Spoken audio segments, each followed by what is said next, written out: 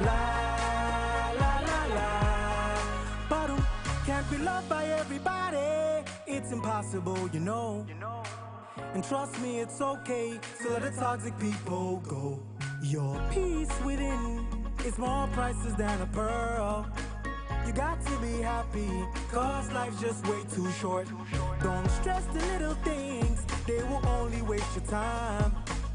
Just take it easy, easy like a nursery rhyme. And I'm singing,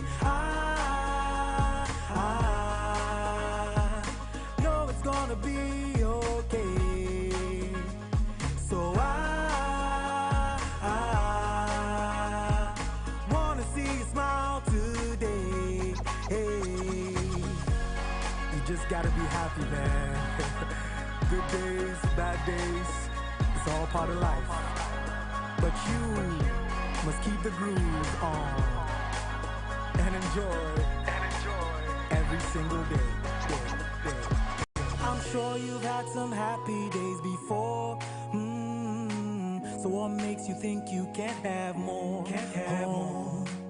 Keep on fighting and you see, you will soon see rainbows.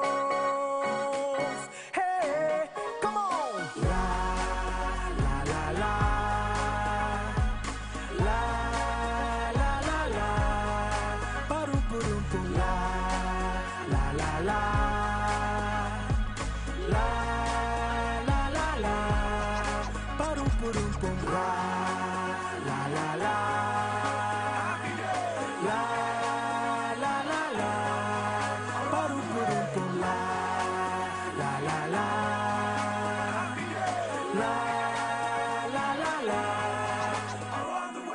Beautiful clouds, where you are, there are beautiful clouds, where you are, oh, oh.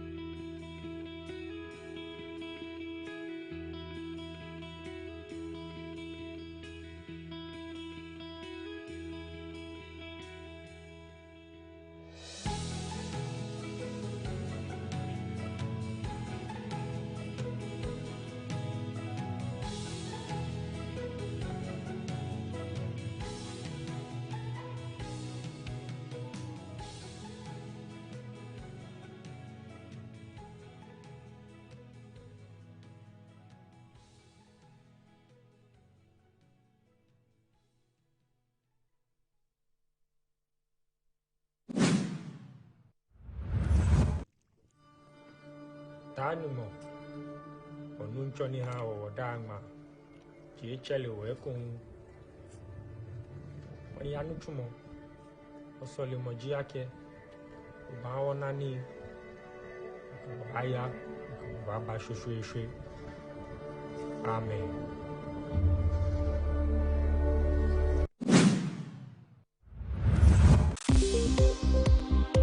Here are some stories making headlines in the various regions of Ghana. Now, students of Achim Chinsu LA Junior High School in the Kwabe Brem municipality of the Eastern region are facing a dire situation as rainstorms destroyed their buildings, forcing the students to study in a makeshift structure. Parents and local officials are now calling for urgent government intervention to prevent a total collapse of education in the community. Asari Donko, the school management committee chairman for Chinsu LA Basic School, said while the community is doing its best to initiate repairs, the scale of damage is beyond their local resources.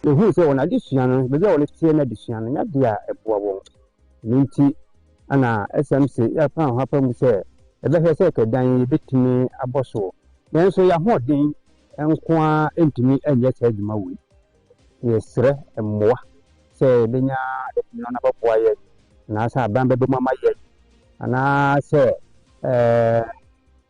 mbenifu bia woni se mu bi ema na omoboa ye na yentimi sisi sugu de na mo friends so entimi ne na wona disua no so. Now, the crisis is causing brain drain. Concerned parents are beginning to transfer their children to neighboring schools with better facilities. Those who remain are worried about the health implications for their children who are exposed to the elements. Despite the infrastructure woes, parents praise the academic dedication of the teachers and fear that the poor conditions may drive them away. Now, in Suota, Ayana, Yayamushiyan, Isasam from money to down the Sunti, Ayana, Yahometian. Be a demo frana conon so in futuro our dine mudoto. A fair dino so as a baby on my young paladia into a ma or madiciano in your payer. What should I do aboard the Sopra Umubu? And internet seeing in I so many aboard it me board day soon term. I move JHS phoning in a Edomobum. No my church phone in your family. Adding to the burden, it's a total lack of toilet facilities, creating a major sanitation challenge for both staff and students. The assembly member for the Chinsu electoral area, Vincent Asari, emphasizes that the current environment is neither comfortable nor attractive for learning. A former teacher in the school now, the United States, a collaboration to ask a caging, Jesus in the United States. Yes, as I did, the area of the young and the Nempa Omumbrum. Those are Edin, the announcement, Yamiato. Chizua Katkis, AFA Katkis, any SMC chairman, any PT executive. Mabo Mahuba, I'm a mobile member, Yajumano, Mekoyi. You see, a company, a man from Saboyano, Basia Blockway, and chancing Edia Boss. Moving on to other regional stories, cocoa farmers in the Kwabe Brem municipality are issuing a chilling ultimatum to the government to restore the 2024 cocoa prices or prepare to lose thousands of acres to fertile land to Galamsey. The farmers claim they were deceived by election year promises and they are now ready to trade their cocoa pods for gold and diamonds just to survive. Members of the local cocoa cooperative say the recent price reduction is a death sentence for the households. Cooperative chairman enemy. Na no kwase mu ye hwe se me aban adi yan akudu ya yayi se o di ade to so ananka wo tipitin podi anka ne pa se ne want na obi di ode ate so ode ato na fa bet enti aban o hwe di ni enti sa ya hade ye ti go da ta so litu ye go na etu so on zo na ka da boys for ba se oni ba so ne beta ta ani nya de beta then I think my idea that she create my man a different man. And now I need a bush and you need so. What is some break? I am another pension, and this after me to me. About what do you know, Papa? Oh, by ya, Kakrabi or Batos, or to say any answer. A Mavasa, I took a cook to cry. What do you do? That's a way of your first year. That's a year to go that at you. Now, Mr. Coco, economy. Na minister ko na afede atisu sese mtuma de na dan besia de ejeze kokko sese de yakoto de yonwia enyi no we are back for me sanze janka kokko na bi ku ye ja me me de se me ba they say me back covers kokko ya me te bi akola mi he ni bi e wa be ti kokko e ti se bu Sika bɛn na mede akɔla no na ɔbɛkuna fo bɛn na mede bɛtɔ deɛ no deɛ bɛde akaba ewu sɛ nkɔfo kɔ ɛkɛkɛ nkɔ ma pa de na wo sɛ sɛ fa so bi ani kɔkɔ de so eti mi kɔkɔ kura afi kura mɛ dɛ e no ho na mate deɛ abɛ kura mɛ sɛ bɛ kɔti aba no obi ɛkwasi a de bia na na do bɛtɔ no ɔnfɛn to wa aban wɔde yɛ nya mɔ paa esan sɛ na na do baeɛ ɔmo ayɛ bɔɔlo ɔse ɛbɔɔlo ɛyɛ nti wɔn ba a wɔn bɛ yɛdi wɔn akyi da wɔ akyi ma wɔn yɛto ma wɔ ɛnso sɛ wɔde yɛ nya mɔ. For more stories, kindly log on to our website www.metrotvonline.com and follow us on all social media platforms at Metro TV Ghana.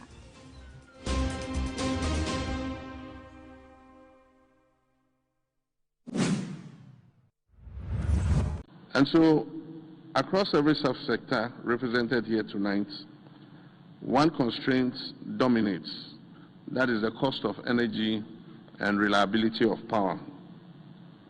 Industrial tariffs in Ghana remain uncompetitive relative to our regional peers. No industrial nation thrives under structurally high costs of power. This administration will accelerate energy sector debt restructuring, expand generation capacity, particularly in renewables, introduce differentiated off-peak industrial tariffs, improve transmission efficiency, and promote embedded generation in industrial enclaves. Energy reform is not optional. It is foundational to Ghana's industrial takeoff. The same applies to water supply for manufacturing. We must reform the water sector and include private sector participation in the supply of industrial water.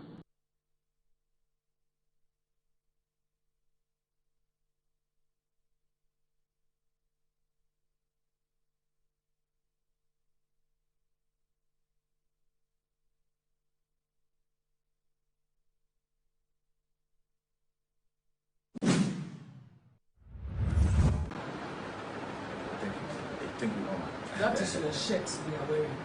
So if somebody is wearing your shirt, that's why I wanted to start by saying, are you confirming that is your shirt or your uniform? Somebody has worn your uniform to create such a scene or to conduct himself in such a manner. It is giving your school a bad name. So I'm sure you are concerned that that is your school shirt. That's because I wanted you to confirm that is your school shirt. So if that is your school shirt and somebody has worn it and is attacking a fellow human being in such a manner, as a school, you should be concerned to find out who are the people behind that shirt wearing it. Not so, to hand them over to the police. So I am mentioning now that I am giving you 24 hours to produce the people in that shirt who attacked the boy. And 24 hours starts now. Because as law enforcement, when incidents of this nature occur, and we have to investigate, we have to arrest, we have a number of ways in which we can make that arrest. But because this is a school environment, we are not going to adopt one of those means. That is why I'm giving you as school authorities that task to produce them.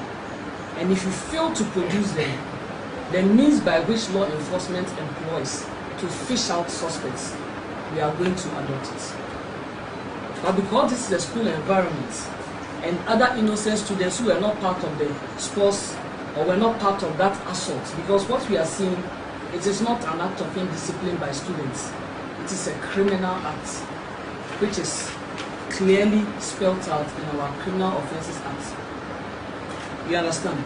So if we are going to arrest people based on offences that are committed under the Criminal Offences Act, the police will not do what I've asked you to do, to produce them. You will adopt means by which other people who are not concerned might be found wanting in it. And I'm sure you know what I'm talking about. So I don't want to storm this school in my name, because if I was going to do it, everybody will be affected. So I'm giving you that opportunity in 24 hours to produce the people in your shirt, hand them over to the police, or else you will come here. So now I'm going to make my statement.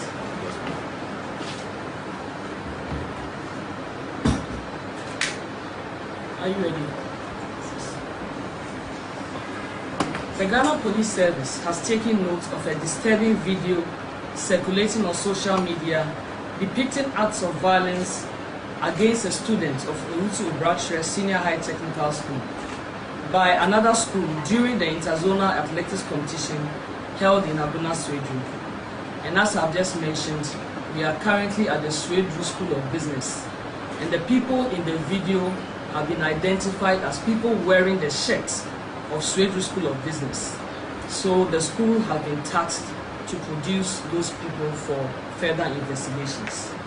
The service views the incident with the utmost seriousness and unequivocally condemns the criminal acts seen in the video. A comprehensive review of the footage is underway, and efforts to identify everyone involved have been intensified. No person connected to these acts will be shielded from accountability.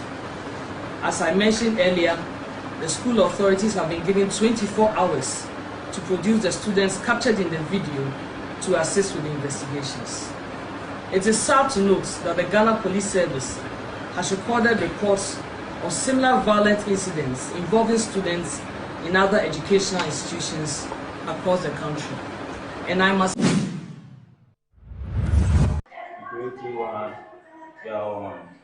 So the rising spate of indiscipline in our schools is a worrisome situation.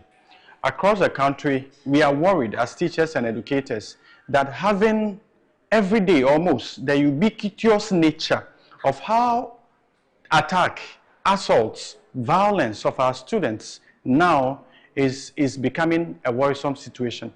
But then we cannot say that the situation has just surfaced. It has been there, but the nature at which it's increasing is a worrisome situation. For me as educators, I am looking at the various policies that we as a nation, I won't blame any government, perhaps to say that if you think that you ever had opportunity to run a certain educational system in the US and you come and superimpose that, this is Africa. And so if you are giving all the rights to the child, thinking that the child will think as the white child is different. We are Africans, and our nature, our core values, and the things we cherish are different. We are one people with differentiated needs. So the needs of the African child is different from that white child who think that discipline is something that is a right that she or he owns. But in Africa, we need to actually target the child, handle the child in a way that he or she will not go wayward. Why? Because our educational system, the laws doesn't really work. That is why, yeah. With that being said, what's the last position on... For us, as... Government is broke. The people are spending billions to go inside the government that is broke. Have you ever seen a minister who resigned because government is broke before? Government has no money. Have you ever seen a governor who said, ladies and gentlemen, when I was elected, I thought the government had money. Now I discover government has no money, I resign. Have you ever seen it? Government has no money, but they are bringing money out at election time. Where is that money coming from? So they are lying. What is happening is that there are two types of wicked people in government. Type 1, they eat current money. Any money they find in government, they will eat it. They are wicked about that one. There is type 2. Type 2, they eat current money and future money. They will say, my term will end next year. When I leave, how will I eat money? Let me borrow money now and borrow money of the future and eat it now. We talk too much and we complain too much. And most times when we even get the opportunity, we hardly make any meaningful changes.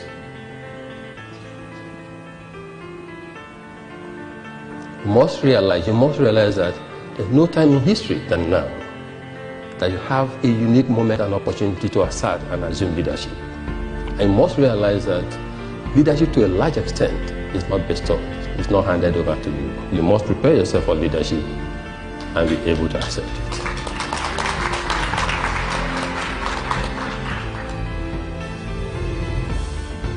There's vacuum, leadership vacuum in Africa. In the public sector, there is.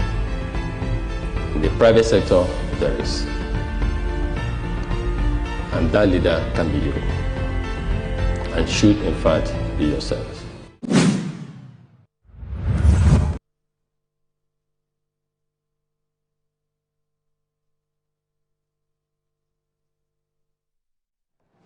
All right, good morning, good morning. Thank you very much for joining the show. This is Good Morning Ghana on Metro Television. My name is Aldo Moro. It's always a pleasure to join us or to join you every morning at 7 a.m. From 7 to 9:55. That's what we end the show. Today is the 24th of February 2026, and this indeed is the day the Lord has made. We're glad in it. We want to say big thanks to the Almighty God for making it possible for us to return here to join the nation's conversation on the big issues that are making the rounds in our dear country, Ghana. It's actually 25th, not 24th. My sincere apologies for that. 25th of February 2026.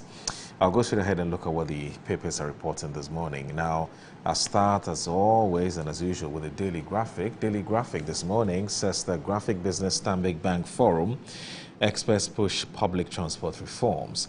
Absentee doctors to remove from payroll, according to the MOH. And as Reverend Wengam urges Christians not to compromise principles. Footballer sentenced to life in prison for murder.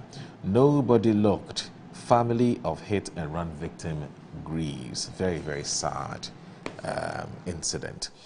The Ghanaian Times says smuggling is a major economic crime. Ghana takes decisive step in meeting global AML standards.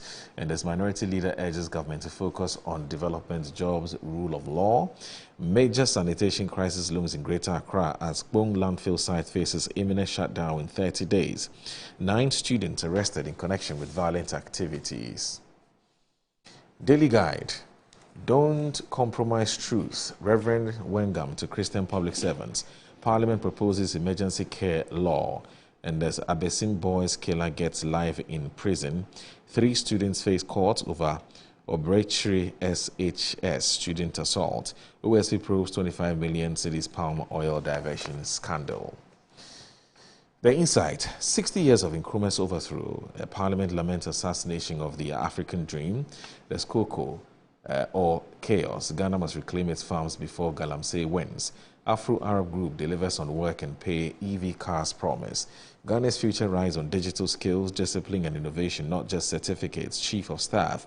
Bogosu Prestia Road is like a mining site. Honorable Dr. Kabil Abosam.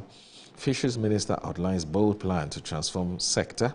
Pledges focus on women. Iran and U.S. talks continue amid threats from Trump. The Herald. Kolibu hides identities of 4 interdicted staff as police and rich hospitals keep cruel silence on hit and run death. There's also Ghana's anti-money laundering framework examined by international inspectors. Importer behind 85 million cedis tax evasion scheme identified. Official letter makes interesting revelations. And there's gang leader killed in Sami Jemfi's father-in-law murder. Deputy Cocoa Board CEO calls Tafu NPP MP's bluff, welcomes OSP and charge probe. The Ghanaian Publisher. Retrofitted labs to train a job-ready biomedical engineers. The CID grills editors over MIF CEO stories. Ghana Link ends ISO 27001 to 20222 certification for new data center. Sami Jemfi's father-in-law murder. Police grab key suspects. Fidelity Bank launches green lending fund. The Custodian. Minority slams the government over delayed briefing on Burkina Faso attack. And then there's also cocoa purchasing clerks wailing over NDC's price cut. There's MIF CEO drags editors to IGP over alleged information stories. The Prudential Bank champions tree crop investment, and there's PBC stops Atlas Commodities from unauthorized operations. There's Wuzumbians here with another Jakalanga festival. Apparently there's a festival versus Kente festival in Zambia. They're taking this thing personal, aren't they? Anyway, so let me now look at the Daily Statesman. The Daily Statesman this morning is reporting the journalists under probe over MIIF, that's MIF CEO petition. And then there's also price slash pushes cocoa clerks into financial distress. SkyTrain case, AG's second witness abandons court setting. Ashanti Muslim woman accuses Interior Minister of forceful land takeover. And there's 6 Agri-Memorial students arrested over assault. That's with the Daily Statesman. The New Crusading Guide says the defeat for Kennedy Agyapong. Court of Appeal rejects delay tactics, award 10,000 cedis cost to Kwesi Twum. There's a OSP probes palm oil containers diversion, customs national security officers involved, and there's a public disclaimer on Mohammed Awal. There's cocoa clerks in distress over government price cuts, and there's a Besim killer goes into cooler for life. IGP pursues journalists over MIF CEO petition. The Accra Times this morning is reporting that no more inflated contracts as Mahama directs Finance Minister to lay value for money office bill in Parliament. Aponyomakin task government to fulfill promises. GRA touts credentials of new customs boss as government kicks in efforts to strengthen customs administration. The Informer. Open letter to the Ministers of Education and Health ensuring safe sanitary products for Ghanaian girls and women. Caught in OSP's web, corrupt customs officers, national security operatives and clearing agents lining private pockets. Border transit, diversion and revenue evasion, Mahama wants economic saboteurs.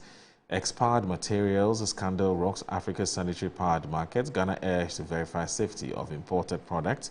And as ahead of MPP internal elections, Justin Kudia promises transparency. There's also Ghana's health policy good, but needs implementation. That's GMA reveals.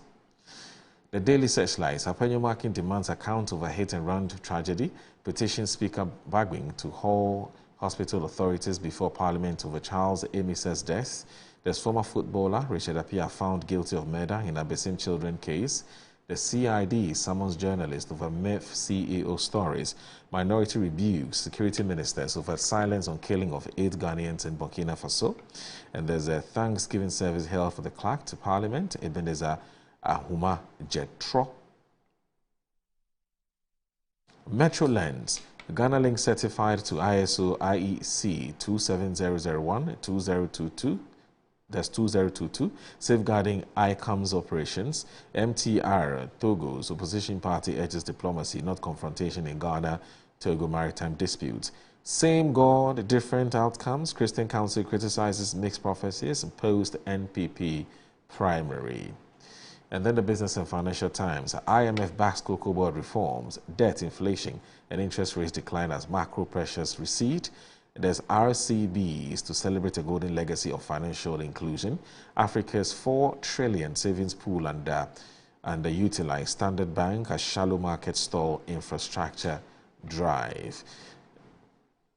Let me now go online and check out what the online portals are reporting this morning. All right, so I'll start with My Joy Online this morning. It says that GRA interdicts 5 customs officers over transit cargo irregularities. There's High Court sentences footballer to life imprisonment over 2021 gruesome killing of Abyssinian teenagers. U.S. Africa Command are ready to support West Africa combat terrorism. If you go to, that's the City Newsroom. That's my next, sorry about that. Okay. Well, let me go to Metro TV Online. All right. So Ghana cautions citizens over travel to Mexico. And there's also Western Region. President John Mahama cuts out for $100 million glass plant in Shamar. Ghana issues travel advisory on Mexico amid cartel violence.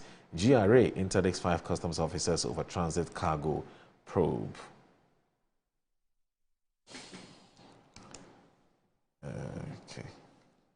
All right, so let me now look at Ghana Web. Ghana Web this morning is reporting that Yoko seeks consent for shipment of Shatawale's yellow Lamborghini Sami Flex. The Kwebu conundrum, when a lawyer's faith overrules professional humility. There's 5 customs officers interdicted over alleged 85.3 million cedis transit tax. PSG defender, that's Ashraf Hakimi, faces rape trial. So that's it for the online and newspaper review. Please join us or stay with us. Actually, should be staying with us because my guests are in, and I'll let you in on who they are shortly. Please don't go anywhere.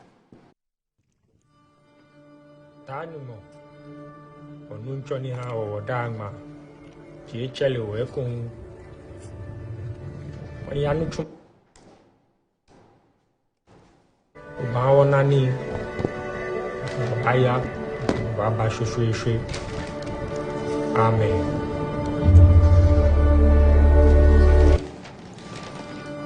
Tanumo onunchoni ha o dama chiechele wekun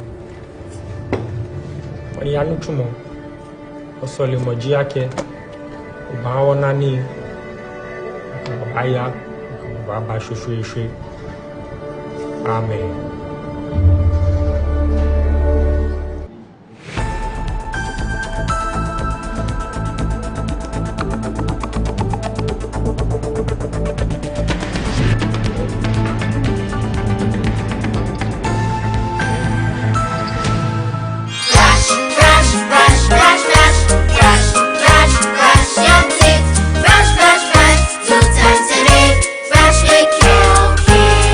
Hello my friends, my name is Calkids Toothpaste. Wow. I was made to be gentle on your gum but protected. I will protect your teeth from cavity, make your teeth whiter, stronger, keep your mouth fresh all day. And best of all, I'm strawberry flavored. So put on a smile and try me. That's amazing. Just try me, that's my job. If you say so, jump on my brush. Makes your teeth stronger, chicky whiter, chicky stronger. Yay! You did it! I'm glad you like your new toothpaste. Don't forget to brush both day and night. Calkids, happy smile.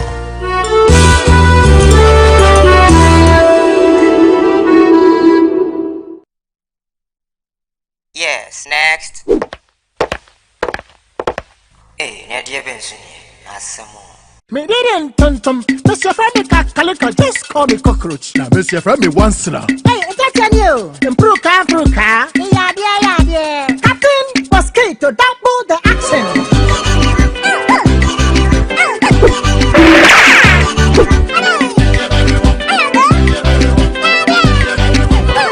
Me did it, Sasso spray. Mr. Femi Sasso quell. Yeah, go to my Sassa tell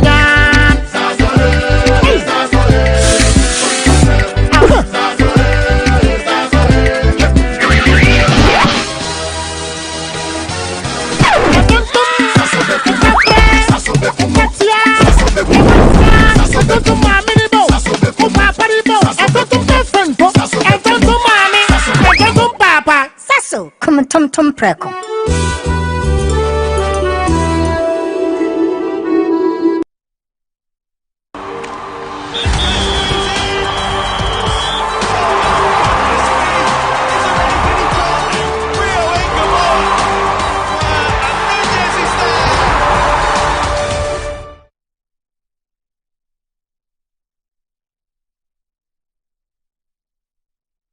I'm a brands manager. Of course, I accept only quality and affordable printed souvenirs for my promotional campaigns. I'm the head of academic affairs of a very important institution in Ghana. Of course, we only deal with quality, reliable printing companies for our institution's printing materials. I'm talking about appointed time printing. Appointed Time Printings. We take pride in our extensive print scope that transform your ideas into captivating visual masterpieces. We delve into the core objectives and vision of each print project. Precision printing is at the heart of our printing process as we meet your tight deadlines. Our rigorous inspection, color verification, and overall printing excellence are assured. 20 years of printing excellence. It's always a pleasure working with you to create a vibrant, dazzling printing experience that gives you a masterpiece. Appointed Time Printing, your world of quality and affordable printing.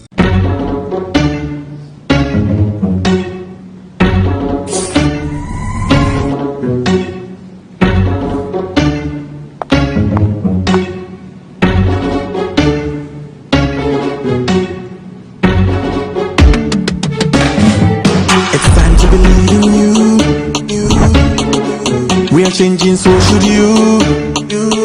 If you're dreaming, don't be afraid. And in the valleys, keep your head up high. Dare to dream with Puma drinks. Yeah, believe it, you can achieve. Oh yeah, clap your hands for the whole new vibe. Make me step. Oh yeah, come alive. Let me hear you.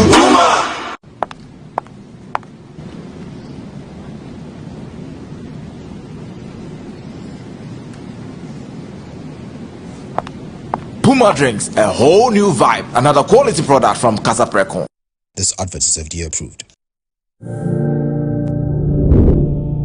This is a chance of a lifetime.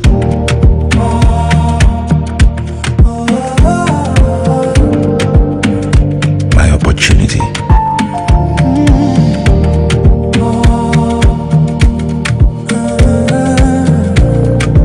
Your opportunity.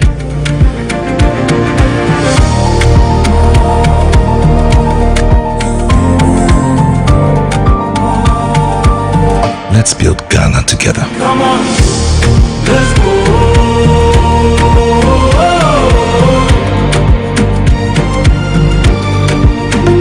Come on, let's go.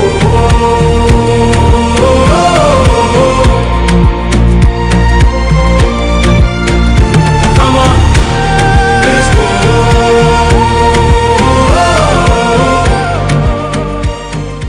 The Ghana Trade Fair Company is proud to announce the most anticipated shopping event of the year, the Eid Al-Fitr Grand Sales 2026, from Wednesday 18th March to Monday 23rd March 2026 at the prestigious West Hills Mall. Discover stunning fashion, exquisite jewelry, luxurious fragrances, innovative gadgets, and beautiful homeware, all at incredible sales prices. Showcase your product to thousands of eager shoppers during this peak festive season. Register now for your best spot. Contact the Ghana Trade Fair Company Limited 0597 423 304 or 0244 469 451 or 050 2500 632. Fancy Gadam will be performing live at the fair. Celebrate it in style. Eid Al-Fitr Grand Sales 2026. Partners: Ghana Enterprise Agency, Ghana Export Promotion Authority, Media Partners, UTV, Peace FM, Kasapa FM, Metro TV, Bina TV, Channel 1 TV, Joy FM.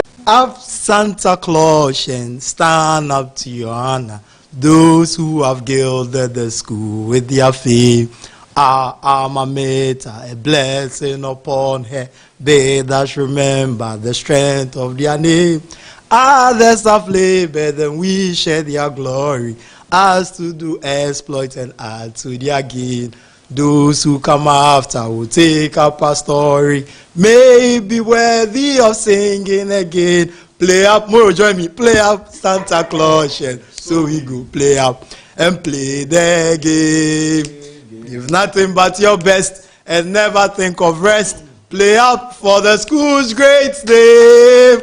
Play up Santa Claus. So we go play up and play the game. Give nothing but your best and never think of rest. Play up for the school's great name. Thank you.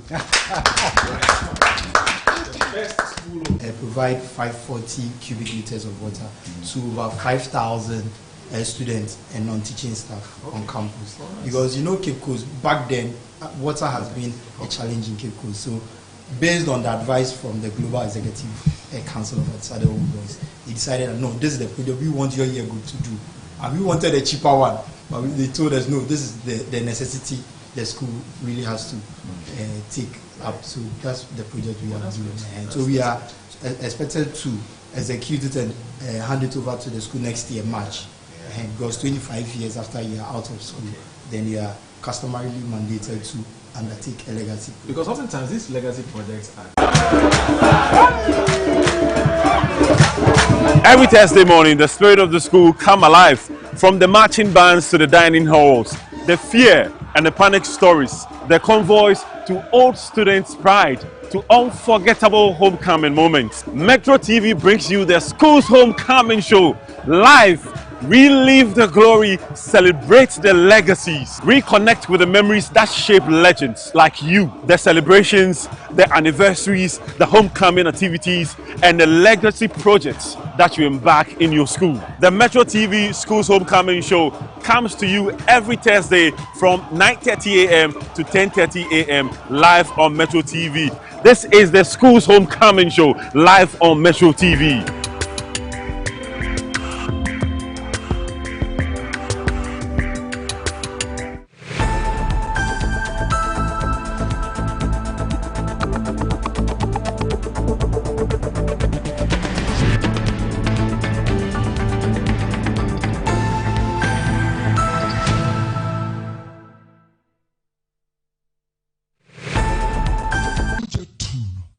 Ambulance for the Charles.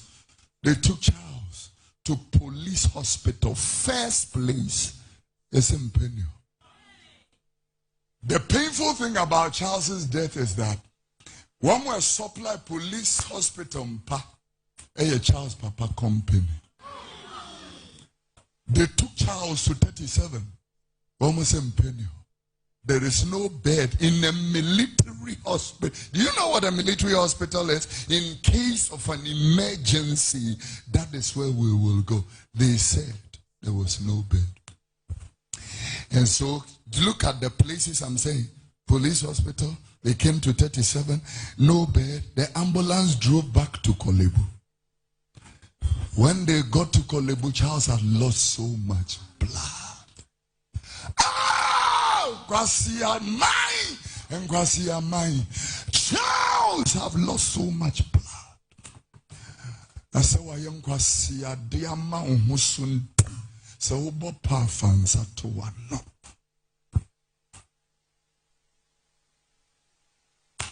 The doctors did their best. They tried their best. Shabrantian William Fu. Charles Mami Duye, Charles Papa Duye, you supply Kolebu beds, and your son appeared at Kolebu when Charles was a kid. Yeah, you install a bed now. Pana ene ya okawomo install a bed home. A bread by yes, Charles. He didn't get a bed. He provided beds. He didn't get a bed.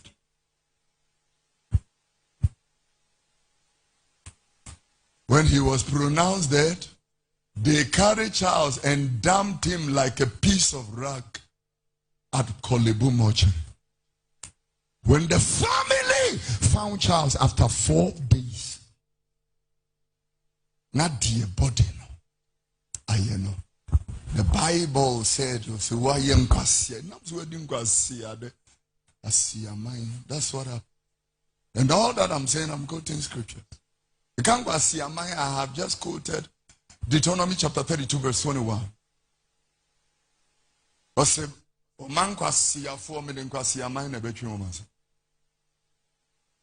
In verse number 6 the same thing was written in Jeremiah chapter 5 and verse number 4. He made a submission here and said that. But for my way in my language, please. Or my way, I'm going to see a phone and brofo. Yeah, I'm a boss. I am going to see a for what a combination. Jeremiah chapter number 5 and verse 21. He made a submission. He said, yeah, he said, focus, please. He made a submission in verse number 21. Hear this, oh foolish people. Without understanding, which have eyes cannot see, which have ears but cannot see. Oh! It goes in Jeremiah chapter 4 and verse number 22.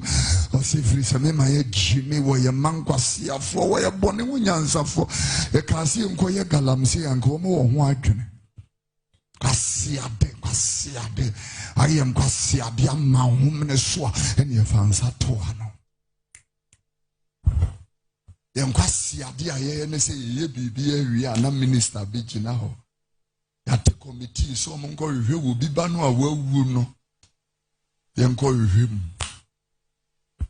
We must not lose sight of the fact that this tragic chain of events was set in motion by a cowardly act. A hit-and-run driver struck down Charles Emisa and fled the scene, leaving him for dead. I therefore call upon the Ghana Police Service to deploy every resource, every investigative technique, and every intelligence capable at their disposal to track down and apprehend this individual. I call on the Health Committee to be immediately empowered to summon the chief executive officers and heads of emergency units of the 3 hospitals involved.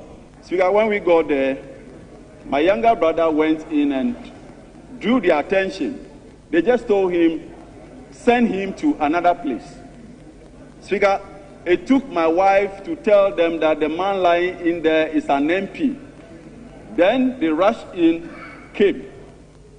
So the kernel of this issue sometimes is the discrimination by these professionals. We have overly concentrated our health facilities in Accra.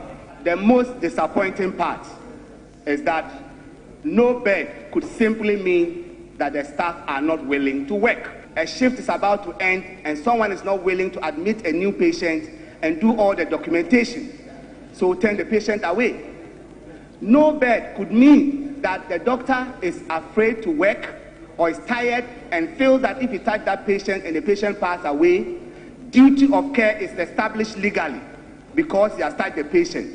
So see no evil. May I stand on this to appeal to my colleague health workers. Look at that next patient, that it could be you, it could be your father, it could be your mother. It doesn't have to be another doctor calling you before you create a bed. Our ambulance service, by their acts and by their function, may also need to be reviewed.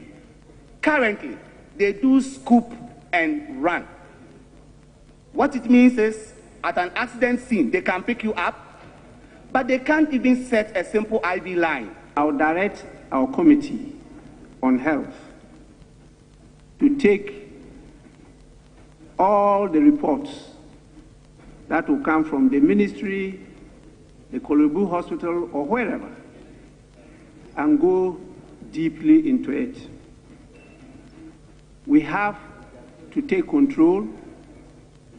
We need to inquire further into the matter, and we need to hold people accountable. This is one of the needless deaths we have experienced in this country. At the end of the day, I will urge the House for us to legislate on the matter. We need to pass an emergency care law.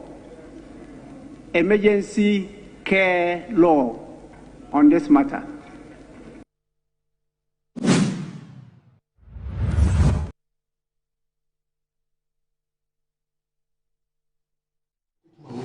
All right, you're still watching Good Morning Ghana on Metro Television. My guests are seated and we're going to kickstart with our conversation now. And the usual suspects, I can call them, respectfully, on Wednesdays. I'm talking about the former managing editor of the Insight newspaper, Mr. Kwesi Pratt Jr. He's a veteran and a seasoned journalist. Yes, you can see that.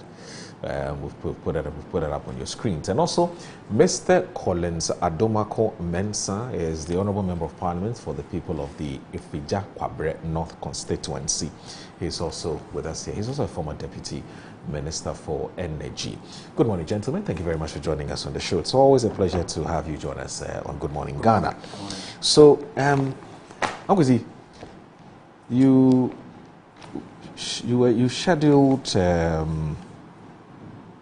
a big event yesterday. When I say you, I'm talking about the Ghana Socialist Movement, and it was about the 60 years of Nkrumah's overthrow. I want us to look at how, you know, the program went yesterday. In fact, it's been captured in today's Insight. It says 60 years of Nkrumah's overthrow. Parliament laments assassination of the African dream. And the story is by Christian Besese of the Insight. And it says that the Parliament yesterday marked the 60th anniversary of the overthrow of Ghana's first president, Osagyefo Dr. Kwame Nkrumah, with members describing the February 24, 1966 coup as the assassination of the African dream and a tragic setback for Ghana's development and Africa's liberation struggle. Members of parliament across the political divide eulogized the leadership and vision of Nkrumah, widely regarded as the architect of Ghana's independence as the country reflected on 6 decades since his removal from office. Leading the tribute on the floor of the House, the Enlebele Member of Parliament and Minister for Lands and Natural Resources, Emmanuel Amakofi-Bua. Now, he says that he describes the overthrow as one of the darkest moments in Ghana's history. Delivering a statement in Parliament, Mr. Bua said February 24, 1966 marked a regrettable turning point in the country's history, insisting that the event was not merely a military coup, but an assassination, or the assassination of the African dream. And it goes on and on and on and on. But you held a big event yesterday as well. How did it go? Well, I mean, yesterday was an extraordinary day. Okay. Yesterday was a day which made me very, very proud. You know, about 30 years ago, the Socialist Forum of Ghana then decided to institute February 24th every year as the Day of Shame, and has been celebrated since then. But yesterday was most significant. One, because two very reputable institutions, identified themselves with the celebrations. And one of them is the Kwame Nkrumah Memorial Park, and the other one is the W.E.B. Du Bois, Memorial Museum Foundation, which also clearly identified itself with the observance. And then you had the parliamentary sitting, which was more or less, devoted to observing the day, Ghana's Day of Shame. Honorable Amakofi-Bua led the tributes, and I think that his tribute was excellent. He made the point that we have to continue to implement the vision of Osagyefo Dr. Kwame Nkrumah, not just for the accelerated development of Ghana, but also for the unity of the African people wherever they are. And then there was Edem Potosu, the MP for Ho Central, who happens to be a member, of the Socialist Movement of Ghana. Okay. And who also paid glowing tribute. At the headquarters of the SMG, a big event was held. It was a public forum. And interestingly, it was addressed by Duruba bin Wahad. I mean, those of you who know a bit of history. Duruba bin Wahad was a member of the Black Panther movement, which was then led by Stokely Carmichael, who eventually became Kwame Turi, who resisted racism and capitalism in the United States of America and led to very dire consequences for its members. I mean, Ashata Shakur, who was a member of the Black Panther movement, was actually arrested and falsely accused of killing a police person. And she organized one of the most daring prison escapes in the world, and eventually ended up in Cuba and so on. So Duruba bin Wahad was there and was one of the leading speakers. We also had Professor Ekuya Brichum, who is many things. Member of the Advisory Council of the movement, of the Socialist Movement of Ghana. Chairman of the National Media Commission, a well-respected professor at the University of Cape Coast, a gender activist, and a trade union historian and so on, everything. She was there.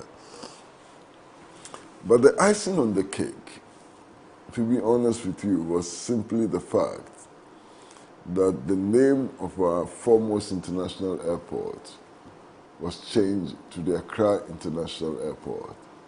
Yeah. There have been many reasons for it. The only reason I ascribe to is the fact that the change of that name is a reflection of our attempt as Ghanaian people to fight back against foreign intervention, against the attempt of a foreign power to subvert national sovereignty and so on. So for me, that's the most important thing. I mean, there's no disputing the fact today that the 1966 coup was carried out by the Central Intelligence Agency of the United States of America. They themselves have said it. You understand? So there's no dispute about that. The declassified documents of the CIA speak to that. prominent agents of the CIA, including John Stockwell and Philip Agee, have all given testimony that they organized it. So there's no dispute at all about that. And I'm so proud and so happy that 60 years on, the people of Ghana are beginning to see that one of the worst attacks on national sovereignty took place on February 24, 1966. And we are gradually beginning to accept that those who allow themselves to be frontmen and women of the CIA, are what they are, traitors to the national cause. So yesterday went very, very well, and I'm hoping that next year will be better. Okay, let me ask you this. And I'm sure you're not hearing this for the first time, but there's a certain feeling by your critics, or there's a certain sense by your critics that you and the Socialist Forum and everybody else who's an Nkrumahist is painting Nkrumah as a saint. Nkrumah is without any blemish. He's never committed any wrong. So he's chaste, etc. And that any time there's an attempt to criticize him, you're upset. How do you respond to these comments when you hear them? Well, I mean, this is a case of them, erecting their own dummy and shooting their dummy. Okay. You understand? There's nobody, including Nkrumah himself, has claimed that Nkrumah was a saint. Nobody has made that claim. Everybody sees Nkrumah as a human being who was born to a market woman and a blacksmith, who went to a Chimota school, who came from the small village of Nkrofo, who studied and who participated in the struggles of the African people everywhere for national liberation and eventually for the unification of the African continent. If you think that this is a saint, that's your decision. I don't think that Nkrumah is a saint. I think that Nkrumah is a human being who made extraordinary contributions to uplifting the image of black people everywhere. He made extraordinary contributions to the struggles of the working people, working class, for emancipation and so on. That is what he is. Sometimes I get a bit, worried. I mean, all these people who say that Nkrumah was not a saint, he was a human being, he made mistakes and so on, ask them for the mistakes that Nkrumah made. One of the first things they're likely to say is that he introduced the Preventive Detention Act. We have dealt with that. It comes up all the time. We've dealt with that. And that makes him a tyrant, a dictator. We've dealt with that over and over again. After his overthrow, the so-called liberators abrogated the Preventive Detention Act and immediately introduced a law, the same law under a different name, Preventive Custody Law, the same law. So you can drop that, you understand? What is even important for me is that today, if you look around the world... Obviously, that's the event in your screens, isn't it? On your screens, yes, yesterday. If you look around the world today, there is no country in the world, today as we speak, which doesn't have a preventive detention law in one way or the other. So that's a useless argument which we need to park it, park that. It's a completely useless argument. The other thing they're likely to say is that he introduced a one-party state. Yes. He wanted to be president for life. On this very platform, I took you through Joe Appiah's writings. Yeah. And Joe Appiah was in the opposition. Yeah. And Joe Appiah's claim that what Nkrumah wanted to introduce was a national government of national unity and not a one-party state. And I read portions of Joe Appiah's writings which indicated that they had a meeting at the Flagstaff House, started with 3 people, he, Kofi Bakun, and Kwame Nkrumah, and the decisions they arrived at. Eventually, they held a second meeting of 7 people, and so on. He gave the names and all. And that what actually subverted that was that Nkrumah traveled to Moscow. Now, whilst he was in Moscow, the opposition was planning a coup. So that truncated that. In any case, you see, for everything, even including phenomena, there is appearance and there is substance. Right. Okay. For everything, phenomena, everything, there's appearance and substance. Okay. I want to look at substance. Those who criticize Nkrumah for instituting the one-party state, after the coup, banned all political parties that did not accept their program. Interesting. How is that different from a one-party state if you're looking at substance and not looking at appearance? They banned the Convention People's Party. They banned any party which in their minds looked like the Convention People's Party. That is why they banned the People's Popular Party, which was then led by Johnny F.S. Hansen and Dr. Luttrell. So if you ban parties who do not accept your doctrine or your view of your worldview and so on, what are you doing? How is that different from a one-party state? Are we just counting numbers?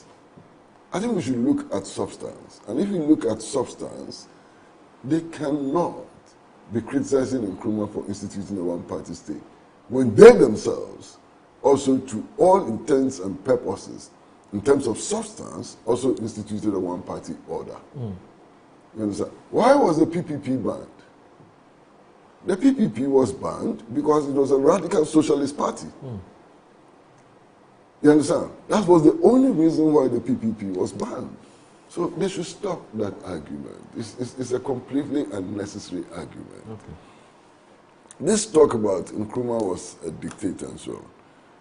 If Nkrumah was a dictator, then we should be loving dictators. And we should be praying that dictators always rule over us. This is a man who became leader of government business, won the 1951 elections so convincingly, landslide victory, 1951 elections.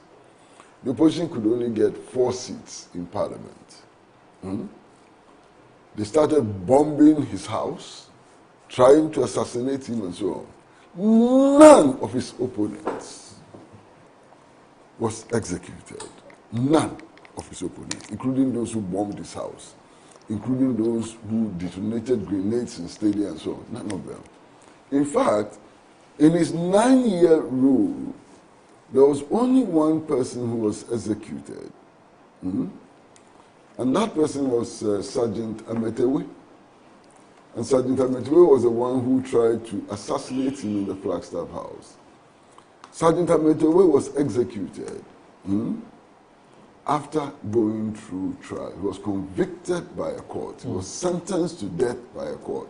9 years. Can you imagine?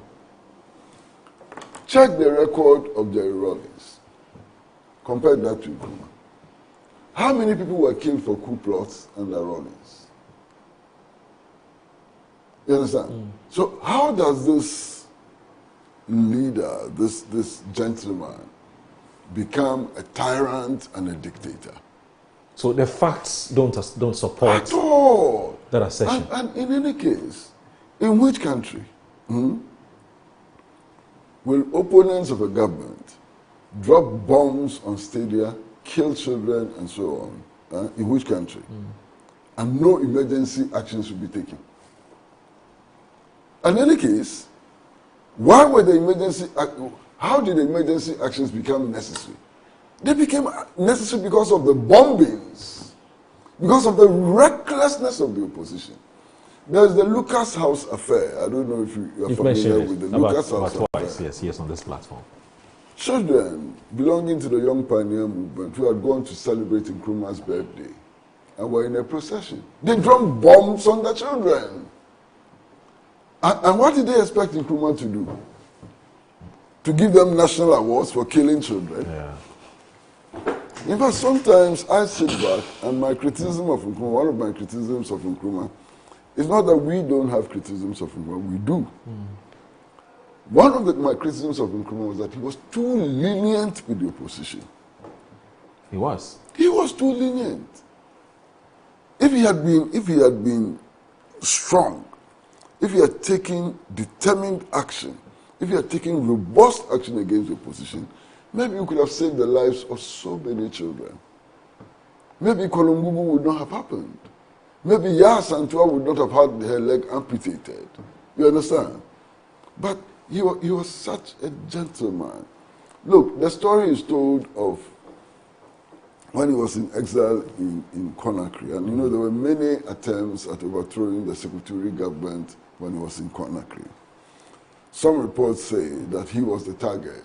They wanted to grab him, you know. They were not satisfied with him being in exile and so on. Of course, in exile, he was still president of Guinea, you know. And the coup plotters were arrested, they were tried, and they were executed. The people who were plotting a coup against him in Guinea were executed. Nkrumah cried the whole day.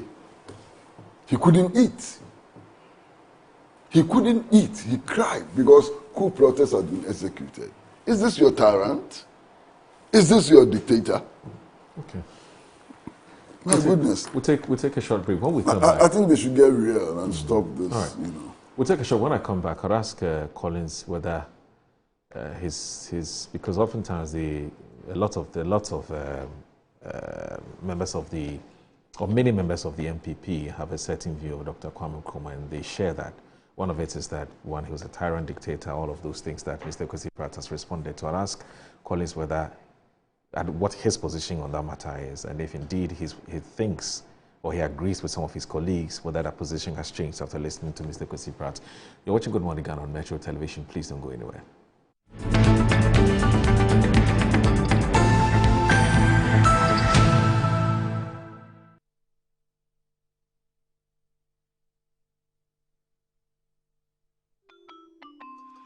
Start your Kids Day the right way, filled with confidence to take on any challenge. Pepsodent Kids contains the right amount of fluoride and sugar acid protection to care for their developing gums and teeth.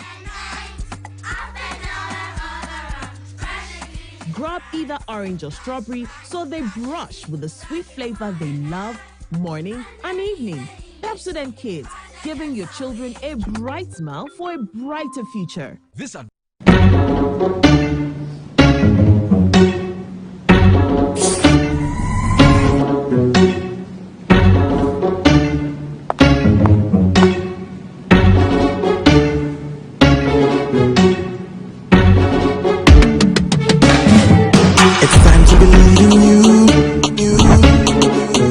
Changing, so should you. If you're dreaming, don't be afraid. And in the valleys, keep your head up high. Got to dream with Puma drinks. Puma, Puma. Yeah, believe it, you can achieve. Puma, Puma. Oh yeah, clap your hands for the whole new vibe. Make me set the Puma. Oh yeah, come alive. Puma, Puma. Let me hear you. Puma.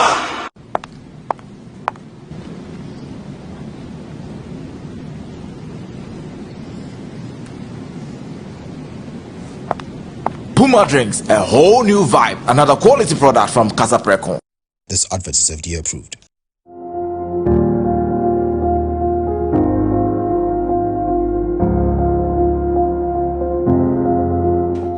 Zoomlion Private Services Limited, your waste management expert. One of the most innovative aspects of our business is our commitment to adopting cutting-edge technologies and sustainable practices in the waste management industry. We have invested in modern waste collection trucks, digital payment systems.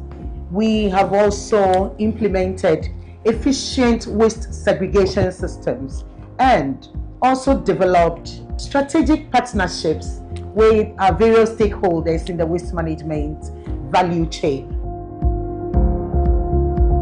I can talk about our innovative approach that enables us to reduce waste disposal costs, also minimize our environmental impact, and provide our clients with seamless customer service experience. We are the waste management experts.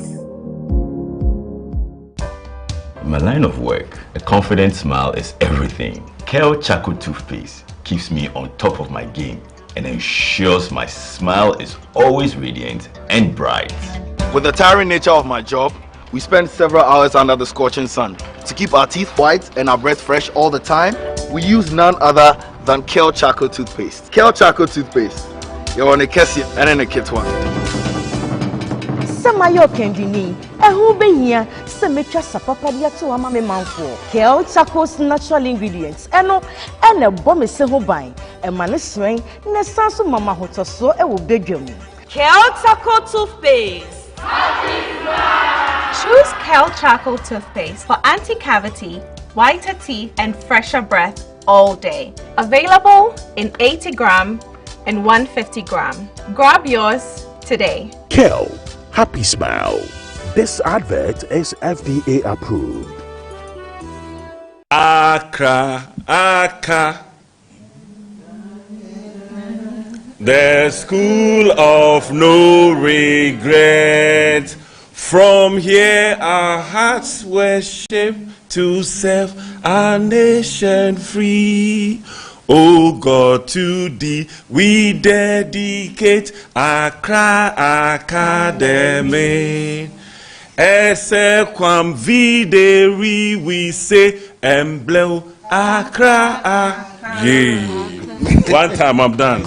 To sports, athletics, Accra is known all over in Ghana for that. But then we are also looking at the creative area of students in that regard. And if you go there right now, we have a school band, and then we've got people that are drawing artists and so on. So we want to push our energy into that area more, because there are other students also that are extremely great in that part of the world. So we want to push harder and then support them in various ways. So we're trying to create an environment, or let's say we're trying to build something for them so that they can also have some of the resources that would help them to produce creatively. Right. So this is also an agenda that we're pushing, and I'm sure that this year the plan will come out, and I'm sure that I will let you know as we go on.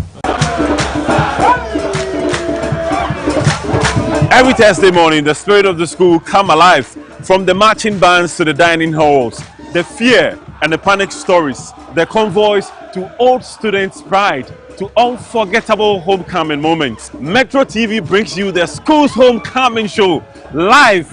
Relive the glory, celebrate the legacies, reconnect with the memories that shape legends like you. The celebrations, the anniversaries, the homecoming activities, and the legacy projects that you embark in your school. The Metro TV School's Homecoming Show comes to you every Thursday from 9:30 a.m. to 10:30 a.m. live on Metro TV. This is the School's Homecoming Show live on Metro TV.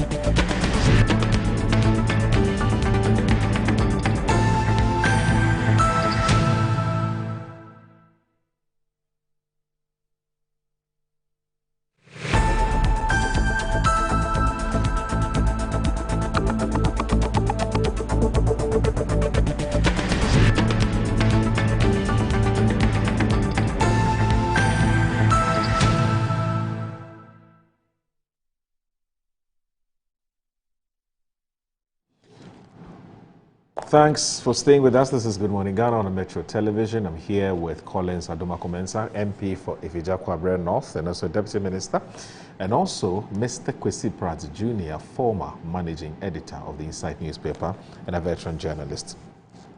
So, Collins, you heard everything Mr. Kwesi Pratt says. I mean, do you agree or disagree that yesterday was Ghana's Day of Shame? It reminds us of Ghana's Day of Shame. So I was invited to the program. Okay. But I was in the constituency and I arrived yesterday. So I could not make it. Okay. But I've attended quite a number of the socialist programs when I was on campus. Okay.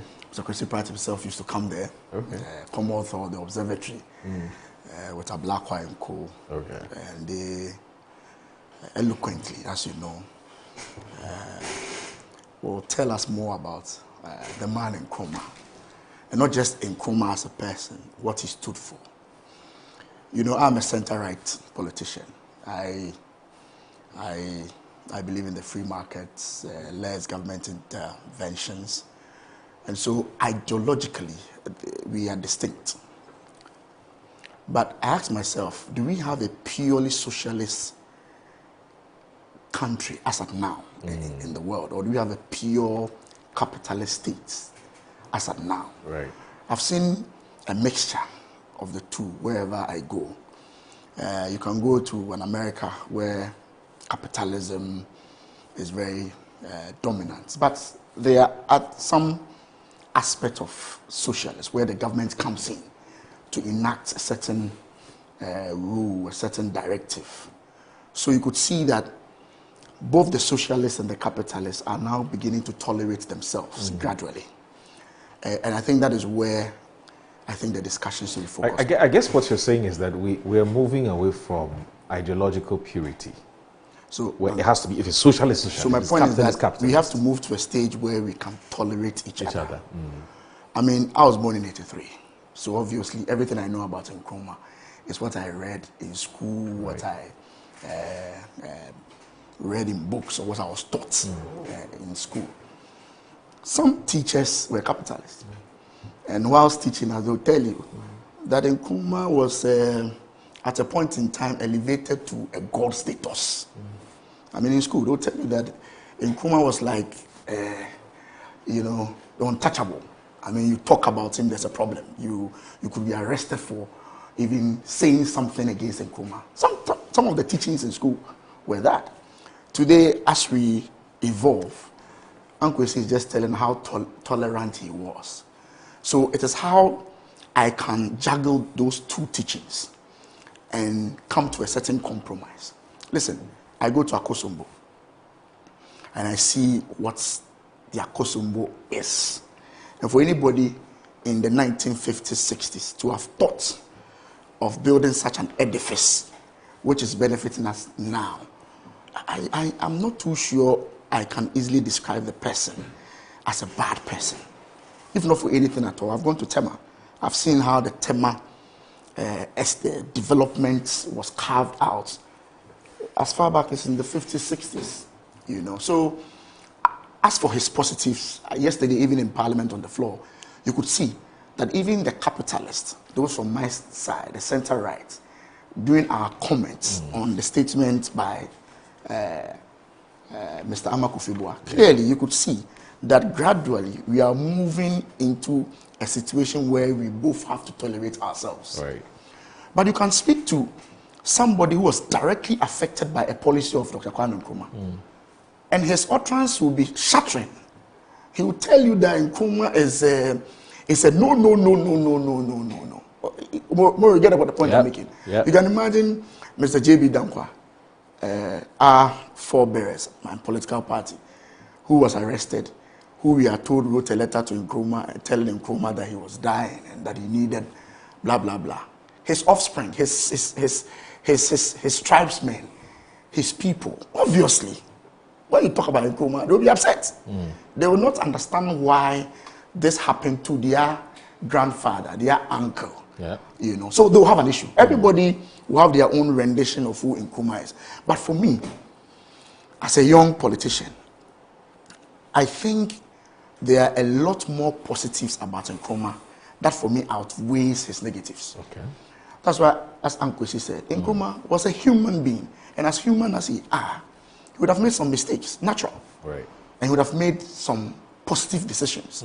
Some of the positive decisions, as I said, is when I go to Akosombo and I see that's a beautiful hydro plant. And today, when Akosombo shuts down, we are in trouble. Yeah. So if somebody thought as far as that, obviously that person should be placed in a certain category in our history. And I'm not surprised the African Union have named him as the African of the Millennium. I don't think it was done in a vacuum. The the acceptance of Nkrumah. I travel outside and you say you are from Ghana, and the first thing is Nkrumah, Abedi Pele, Azuma Nelson. They mention some names that resonates. Abedi Pele, the Asamoah Gyan, Azuma Nelson, Kwame Nkrumah. So he was a great person. There's no doubt about that. Absolutely, he was great. And I'm sure he achieved greatness with the support of quite a number of people. He couldn't have done it alone. And that's why it's important that sometimes people from my own political party believe that it's important to also make mention of the others who assisted in this whole struggle. In a football team, there's always going to be a captain. There's always going to be a captain. So for me, I don't have any problem at all if we hold Nkrumah as the captain. But it's important for the captain himself to also acknowledge, or the supporters of the captain to also acknowledge that while the captain was playing the number 9 position, there was a goalkeeper and there was a number 2. There were ringers who were shepherding the goalposts and taking care of the backbench for him to score the goal. So yes, I'm not too sure about the caption, the day of shame. And I think it's been so for a very long time. It's been so for a very long time. And I'm sure the organizers of the program believe that truncated Nkrumah's presidency. So to them, it's a day of shame. I don't think I can begrudge them for that. I can't begrudge them for that. I mean, it's their right to name a program as they want to. But I'm sure, as I put it, others will also argue forcefully that some actions needed to be taken for certain things to happen. Okay. For me, Ankwesi made a point about dictatorship. For me, I don't like dictatorship. I'm a true Democrat. I believe that everybody should be given an opportunity to express himself. And for me, one of the criticisms that I have personally with Nkrumah is the declaration of a one-party state. That is personal. I think that space should have been allowed to foster. But Ankwesi makes a very interesting point. If you are bombing and killing others, you are bombing my people and trying to assassinate me, why should I allow you to foster? So whilst you condemn the bombings, I should be bold enough, I should be candid enough to say, no, it was wrong for anybody to have attempted to kill him. You could have killed him with an intellectual argument. You could have killed him by sitting down with him on the floor of parliament and make arguments. That is also another form of killing him. You know, you are a capitalist, he's a socialist. Come to the floor with your capitalist ideology and policies. Let him come with his socialist ideology and let's kill ourselves intellectually. So I am against that bombing and attempt to kill him, killing innocent kids and all that. That I'm against it. I'm also not happy that it got to a point that he became a one-party state, because then that takes away the opportunity for others to also express themselves. You know, just as we have here now, I can criticize this government and live freely without being vulgar or insulting. You know, so that has been my challenge. But in all, Moro, it will be disingenuous on my part to sit here that Nkrumah was not great. Indeed, he was. And I think there are certain things we are experiencing and enjoying now that manifest that indeed he had a very incredible foresight. There's no doubt about that. That you have to give to him. Absolutely, there's no doubt about that. I mean, Moro, I don't know whether I've been to Akosombo. You should take your time and go deep down to see how the water turns the turbine and how that turning of the turbine generates electricity. And this was done in 1950s, 1960s. So the vision itself is an incredible one. And I don't think anybody should downplay the effort that Nkrumah played in our development. There are a lot of industries that we see today that Nkrumah assisted with. But as I said, we all agree that he was human. In as much as I have an ideological difference, I think that his positives outweighs his negatives. No, that's a small point, please, I beg. That's a small point. Look, as a fact, many people who were related to Dankwa abandoned Dankwa to join Nkrumah. And I'll give you an example. His own wife, Dankwa's own wife, she was called Mabel Dove, divorced Dankwa and joined the Convention People's Party. Dankwa's wife was a close associate of Nkrumah. You understand? Some of the ministers in the Nkrumah government were actually from J.B. Dankwa's family. I can give you a list of names. Quite apart from that, in all the elections that Dankwa contested in Ebuakwa, he lost to the CPP. His own hometown voted against him. You understand? So we have to understand that very clearly. Mabel Dav was a confidant of Nkrumah. You understand? So you have to understand. The history is very, very clear. You understand? Now, this still talk, about the one-party state and so on, as if Nkrumah sat in his room and then one day he decided that he wanted to be monarch of all that he surveyed and declared a one-party state. It's not true. There was a referendum. The people of Ghana overwhelmingly voted for the one-party state. It was not a decision that Nkrumah made by himself or by his party. There was a national referendum on the one-party state. That's one side. Now, the other side is that virtually,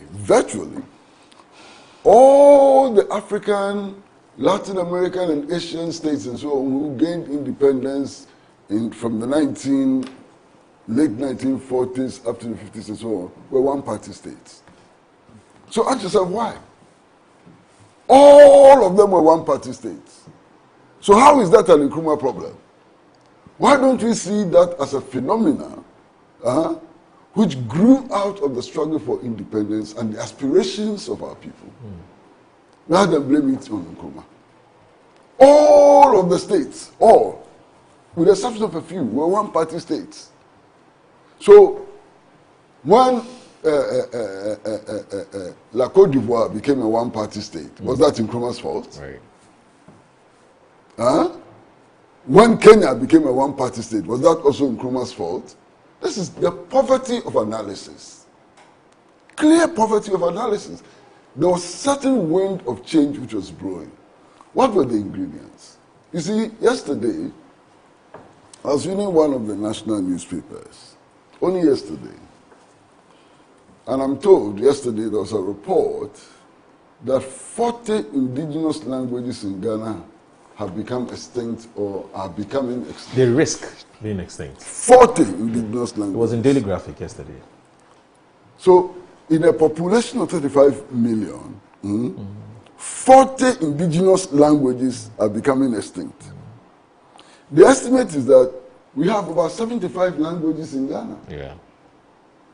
How do you build a nation out of this diversity? That is a challenge we confronted the leaders of the independence movement. You understand? How do you build a nation out of this 75 different ethnic groups? That was a challenge. And that is why, if you read Joe Appiah, and Joe Appiah was not a CPP member, Joe Appiah came from the opposition. At a certain point, there was thought about how to evolve a structure, a political structure, which brought everybody on board in the building of a government of national unity. It was positive.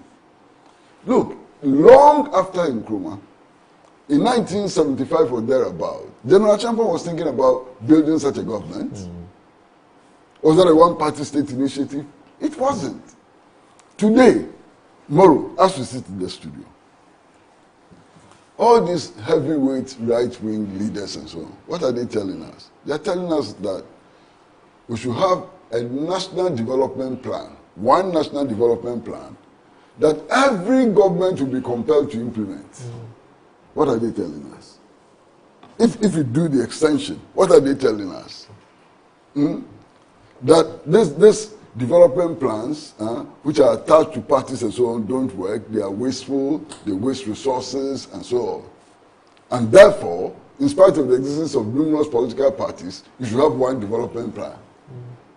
Haven't you heard that argument? But that's why we have the NDPC.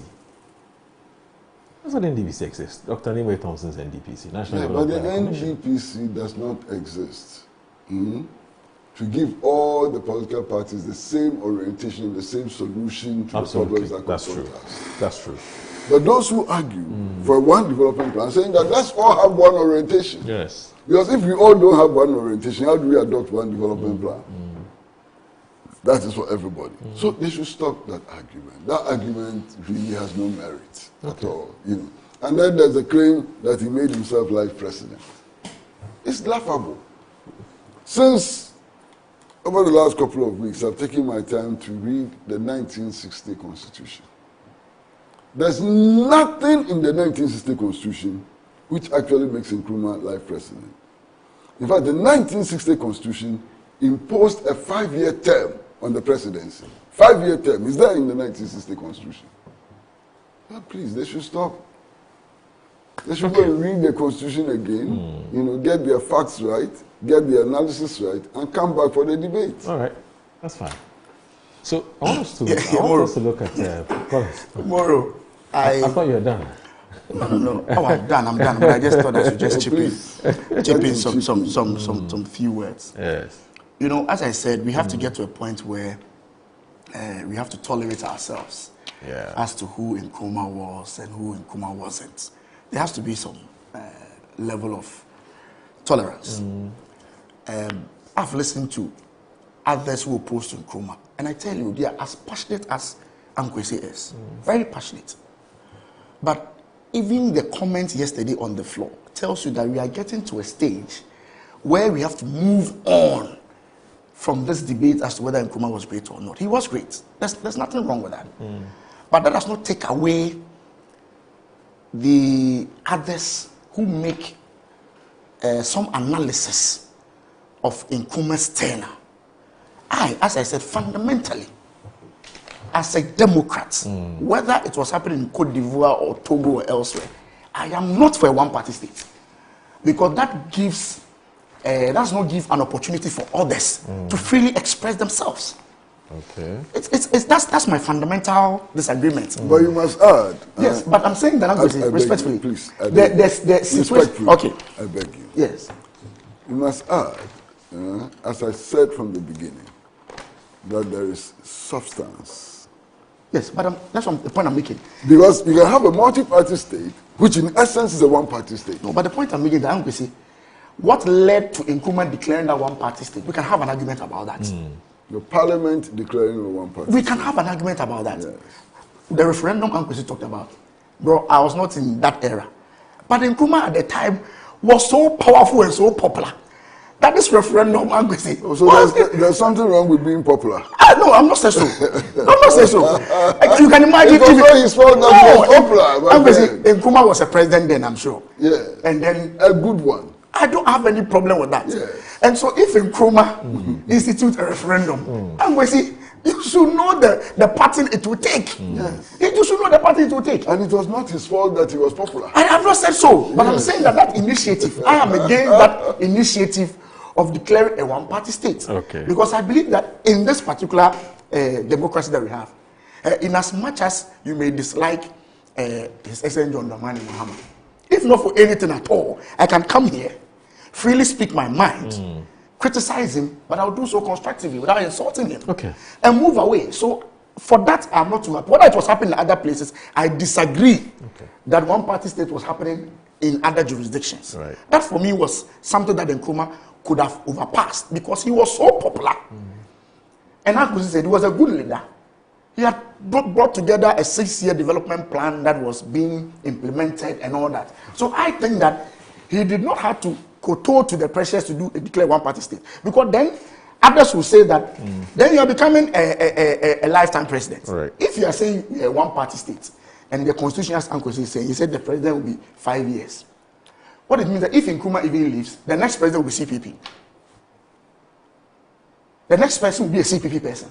Then that makes it difficult because others who have different opinions and different orientation will have a challenge. Okay. So for that, I have a problem. Right. But to say that Nkrumah was not a good leader or Nkrumah was not a visionary, you will be joking. Okay. You'll be lying to yourself. Right. The man has been declared the African of the millennium, not by me, but by the whole African Union. So if you sit in Ghana and you say Nkrumah is not great, that is your own opinion. Okay. Africa says he's great. The whole of Africa says he's great. Right. A man who became a president for 2 countries. I mean, you can't take that away from him. He is. I'm telling you, you can have argument. That is why I remember one time I was there with Ankwesi when this debate about whether we should declare 1 day for Nkrumah or not. Nkrumah does not even need a day. He's great, period. It's as simple as that. So whether you keep 1 day for him or not, those who know Nkrumah know that he's great. Okay. And even some of us from the ideological differences, we still know that the man was great. There's nothing wrong with that. All right. Kokoro, that's one small point there. You see, the opponents of Nkrumah were not mounting platforms that you have done today to argue, to put forward the argument, to challenge Nkrumah's theory and so on. They were killing children. That's the difference. They were trying to kill Nkrumah's mother, poor old lady. They were bombing Nkrumah. They were engaged in assassination plots and so on. That's different from a responsible opposition, which is taking a platform like this one and expressing your views. You understand? Nobody is going to take you to prison today for the views you have expressed this morning. Nobody is going to harm you. But if you came to this studio with a pistol in your back pocket to try to assassinate Moro, you won't go back, free. We will arrest you and hand you over to the police. If you drop grenades in parades of school children, you are no longer just an opposition figure, you are a terrorist. And you see, Moro, a lot of people don't know the record. Yeah. Obechebi Lamte was arrested for his involvement in these plots against the police. Yeah. You know who were the judges who sat on his case? Justice Van Leer, Justice Kosa, and Justice Akufo-Addo. Go and read their judgment. They, in their judgment, described Obechebi Lamte as a terrorist. President Akufo-Addo's father, President Akufo-Addo's father, actually sat on the case of a case against Obechebi Lamte and came to the conclusion that Obechebi Lamte is a terrorist. 3 judges, Sir Akukosa, Justice Van Leer, and Justice Akufo-Addo, they came to that conclusion. So sometimes I sit back and I wonder, but you see, sometimes you just decide that let things go. You can't be fighting over these things all the time. Otherwise, there's a legitimate question to ask. How do you name a national monument after somebody that the judiciary has described as a terrorist? Okay. I guess that rhetorical question should end this conversation on Dr. Kwame Nkrumah and whether 60 years on, whether it's still a day of shame or not. I mean, I think that the two of you would continue to to debate this matter. Now, Mr. Kwesi and Honorable, there's a matter which has been very long-standing, but it's also deeply, troubling. It's a deeply troubling crisis, and it keeps coming up from time to time. But this animal called no bed syndrome, and it's taken a lot of lives. It's cost a lot of lives. You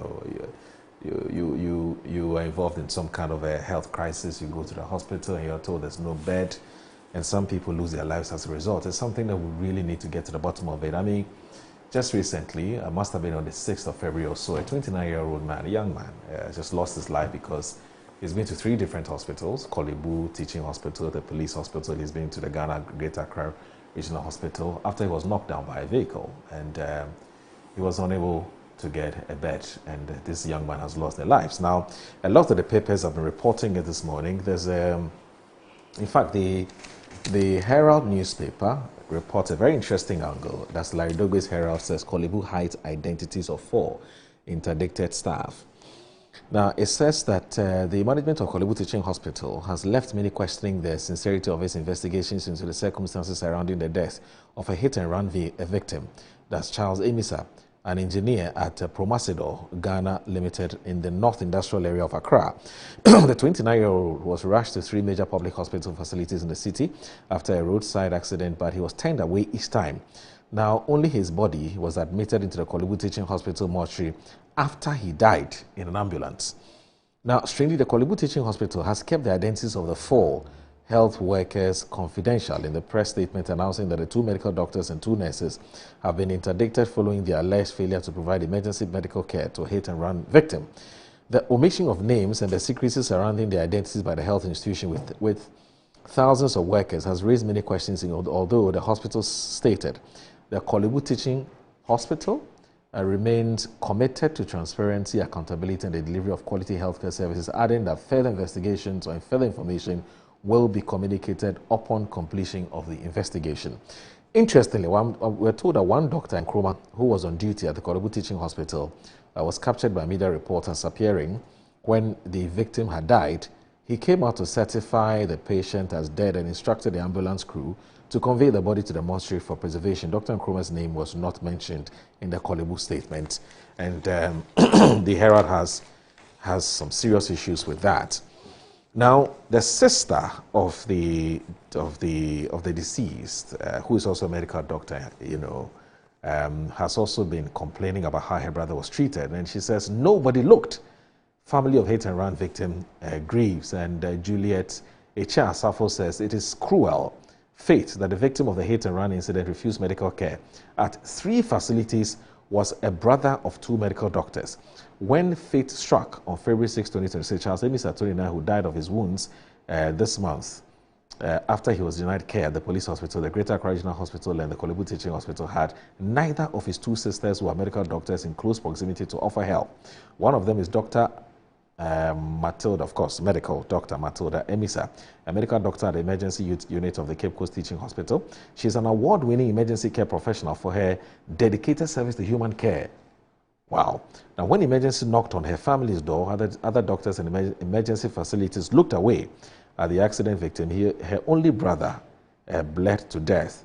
Speaking through tears, Dr. Emisa said her brother's death could have been prevented if only someone had taken a look at his injuries. The 29-year-old victim was said to be bleeding profusely from a deep shoulder laceration after a hit-and-run incident at the Nkrumah Circle overpass in Accra on February 6. She said there were several ways the brother would have been saved, and I've saved lives, and people come and thank me at the emergency unit. And she says, I have won an award for emergency medical officer. I went for Osaberma Royal Awards for best department emergency, and in less than a month, this is what has happened to my brother. Of course, we know about the investigations, which the sector minister himself is chairing a committee to look into the matter. But there's Parliament yesterday was debating this matter very, very, very, very, very, very fiercely. And the Daily Guide today has actually captured it. And we'll play you some bites from Parliament soon. But before we do that, let me just read this one. It says, Parliament proposes emergency care law. And the story is by Ernest Kofi Edu, who is reporting from Parliament for the Daily Guide. It says, Parliament has resolved to deepen investigations into the circumstances surrounding the death of a 29-year-old accident victim. Charles Emisa allegedly turned away by multiple health facilities in Accra, with the Speaker calling for urgent legislative reforms to prevent similar tragedies. Presiding over proceedings yesterday, Speaker Alban Bagwing directed the Parliamentary Health Committee to undertake a comprehensive inquiry into the incident and review all reports from the Ministry of Health and affected institutions, including the Korle Bu Teaching Hospital. He stressed that Parliament must take a proactive role in establishing the facts, holding responsible persons accountable, and proposing systemic, solutions, describing the death as one of several needless losses recorded in the country's healthcare system. The Speaker urged lawmakers to consider enacting a dedicated emergency care law to guarantee immediate treatment for critically ill patients, irrespective of facility constraints. He acknowledged the challenging conditions under which health personnel operate, but maintains that isolated acts of neglect should not be tolerated. And I can go on and tell you which MP has said what. I'll start with the Collins. What do you make of this? So first of all, the incident, when you heard about it, the actions that have been taken by both HEFRA and Ministry, where it's still being investigated. Also in Parliament yesterday, you in Parliament yesterday, I'm sure you monitored it. But I left there before the debate. Okay. But what do you make of this? Yesterday, First of all, let me say condolences to the family of the young man. I'm told it's an engineer who lost his life very tragically. I mean, it's sad. It's sad. And also let me thank the minority leader for bringing this issue to the fore in Parliament. He read a statement, and I think the comments on the statement was what drew the attention of the newspapers. And also let me say thank you to Dr. Bayo, who is the board chair of Kolebu and also MP for Lambusie also. You know, he used to be he's the former general secretary of Ghana. I mean, yesterday he won my admiration. I like him, but yesterday it took it a new notch. He spoke very passionately about this. Of course, he himself being a doctor. And you know, more, I have a personal experience with this. I'm going to say, I was in the office when I got a call from my mother that my stepdad has been rushed to Kolebu. Right. So I get to Kolebu, and I was then a deputy minister. And I asked the nurse, "Oh, what is happening?" "Oh, they want to be in Casa, only doctor no." And nobody was telling anything. Now for 20 minutes, 30 minutes, I was just moving from one point to the other. Then one guy met me and said, "Oh, no, you didn't know me?" He said, "Yes." I said, "Oh, my dad is here, and I'm trying to go to the 5th floor. The doctors are there. Go and check." Then I didn't even know Kolebu very well. I had to rush, take a lift, move there. When I go there, they said, the doctor just left to check on patients. And it was a back and forth, back and forth. Finally, when I came down, I met one senior nurse who had then come in to do some rotation. And then I explained to her that I wanted just get an update of what was going on. And they said, well, let's the doctor. So I had to go back for a meeting. So when I was leaving, then I left my card. I said, "Oh, you take my card and that call me." So when he picked my card and he looked at it, and he saw that Honorable Collins Adumakom as a deputy minister, then suddenly, yes, sir. Oh, okay. The doctor is in this room. I mean, it's so sad because you're somebody. But is that how it's supposed to be? It's so sad. Dr. Bailey yesterday on the floor, he says colleagues will call him that they've come to Kolebu. They are being told there's no bed. So they are calling him as a board chair. To intervene. Then he makes a call. Immediately he makes a call, there's a bed. A bed is made available. A bed is made available. And he made this statement on the floor. But why do this help a person? Why do they do this? I just don't get it. Bed day, you say bed no day. No day. How? The man makes a call, and then when you see that the call is coming from the board chair, there's a bed. It doesn't make sense to me. It doesn't make sense one bit. Somebody has been hit by a car, hit and run. It could have been any of the doctors. Yeah. So imagine you, Kolebu doctor, you are driving on the highway, you get an accident. And then I take you, because you are Kolebu, nobody knows you are Tema General Hospital. Then a good Samaritan picks you to Tema General Hospital. And then they keep telling you that there's no bed. Later on, when they find out that you are the top surgeon at Kolebu, you are gone. It can happen to anybody. If somebody comes in as an emergency, I'm not a doctor, but even common sense should tell me that stabilize the person. Whether he's in an ambulance or he's sitting on a chair or anything, stabilize the person. We'll have discussion about whether we should put him on the bed or something later. How can you drive somebody from La Paz? I'm told the accident happened on the La Paz area.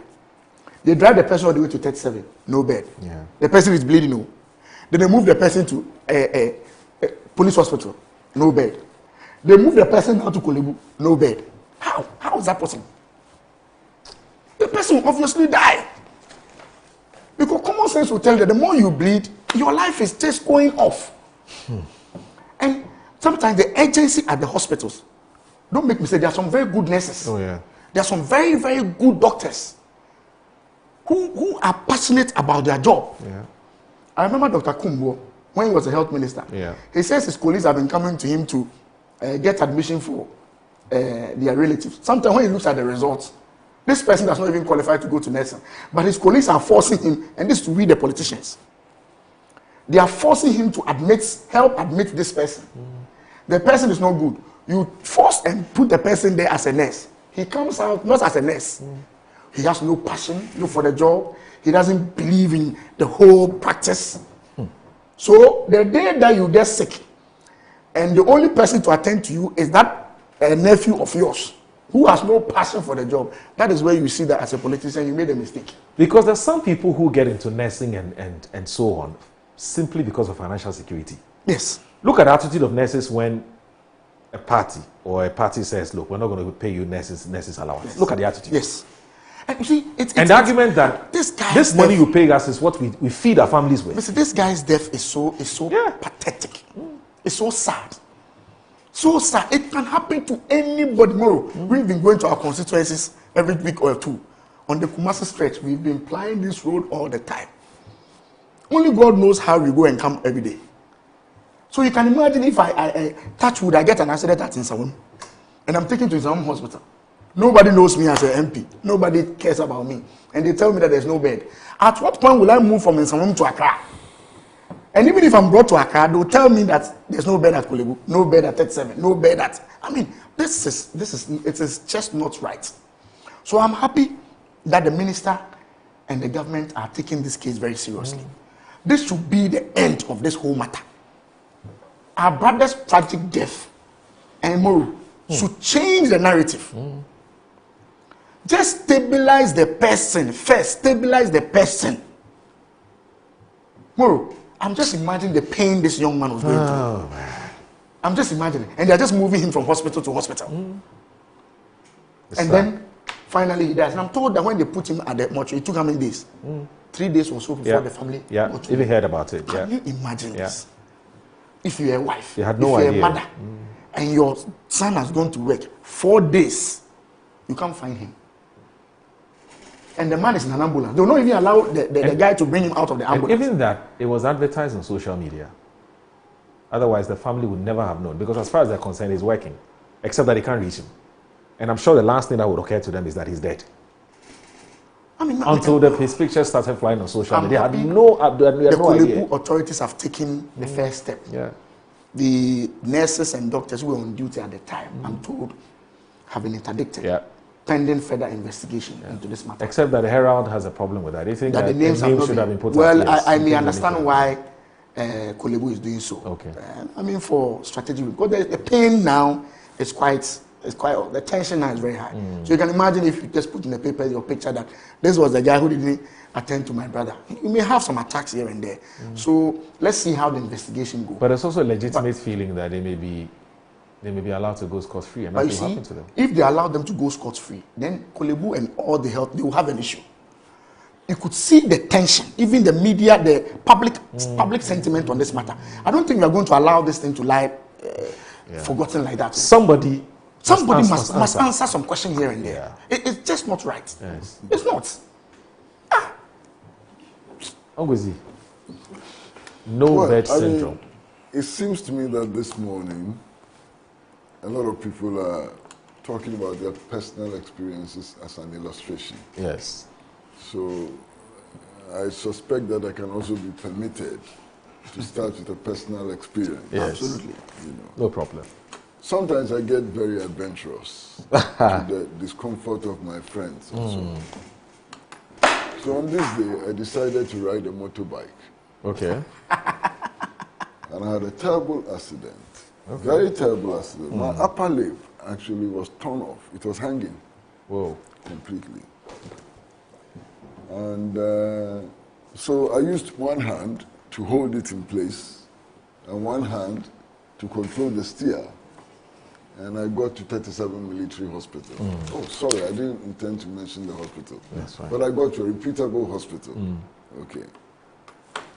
And of course, I mean, the doctors saw me, the nurses saw me, there was panic, there was blood all over me and so on.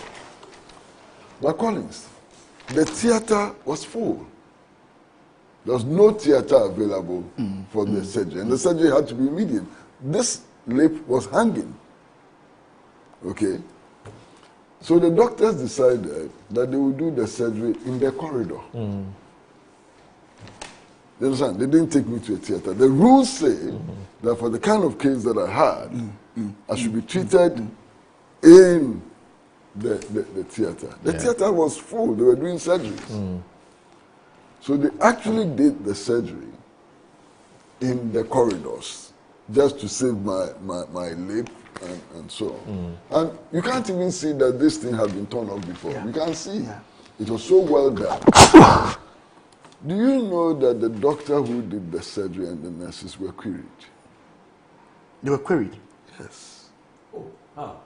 Because they went against standard procedure. They're not supposed to do that surgery in the corridor. Oh, okay. Supposed to do it in a proper theater.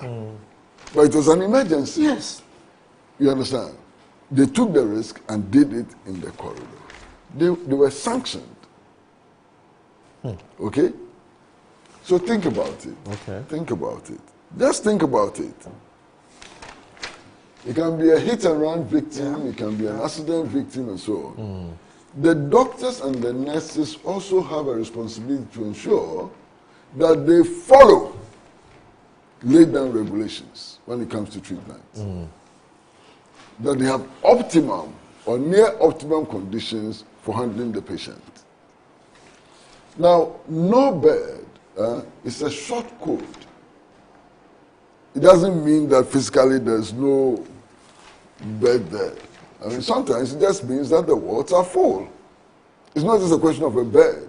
It just means that the facilities have been overstretched.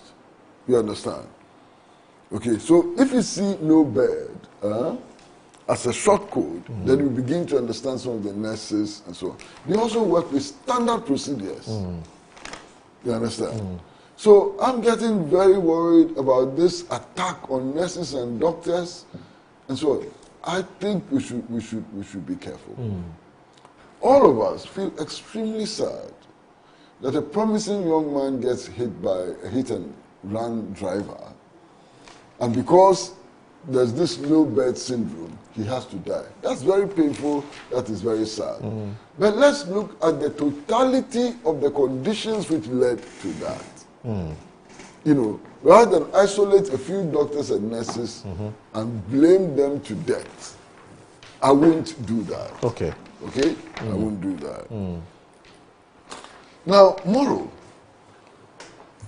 Let's be clear. All of us are living in this country. How come that all of our big men, when they fall sick, bam, they go to London for treatment? No, I'm busy. I go to hospital here. I'm not part of the big men. Maybe you are not big enough. Or maybe you're a special kind of big man. No problem. But most of them, bam, London, for things which are treatable here. True. Bam, UK. True. And so on. South Africa, India, and so on.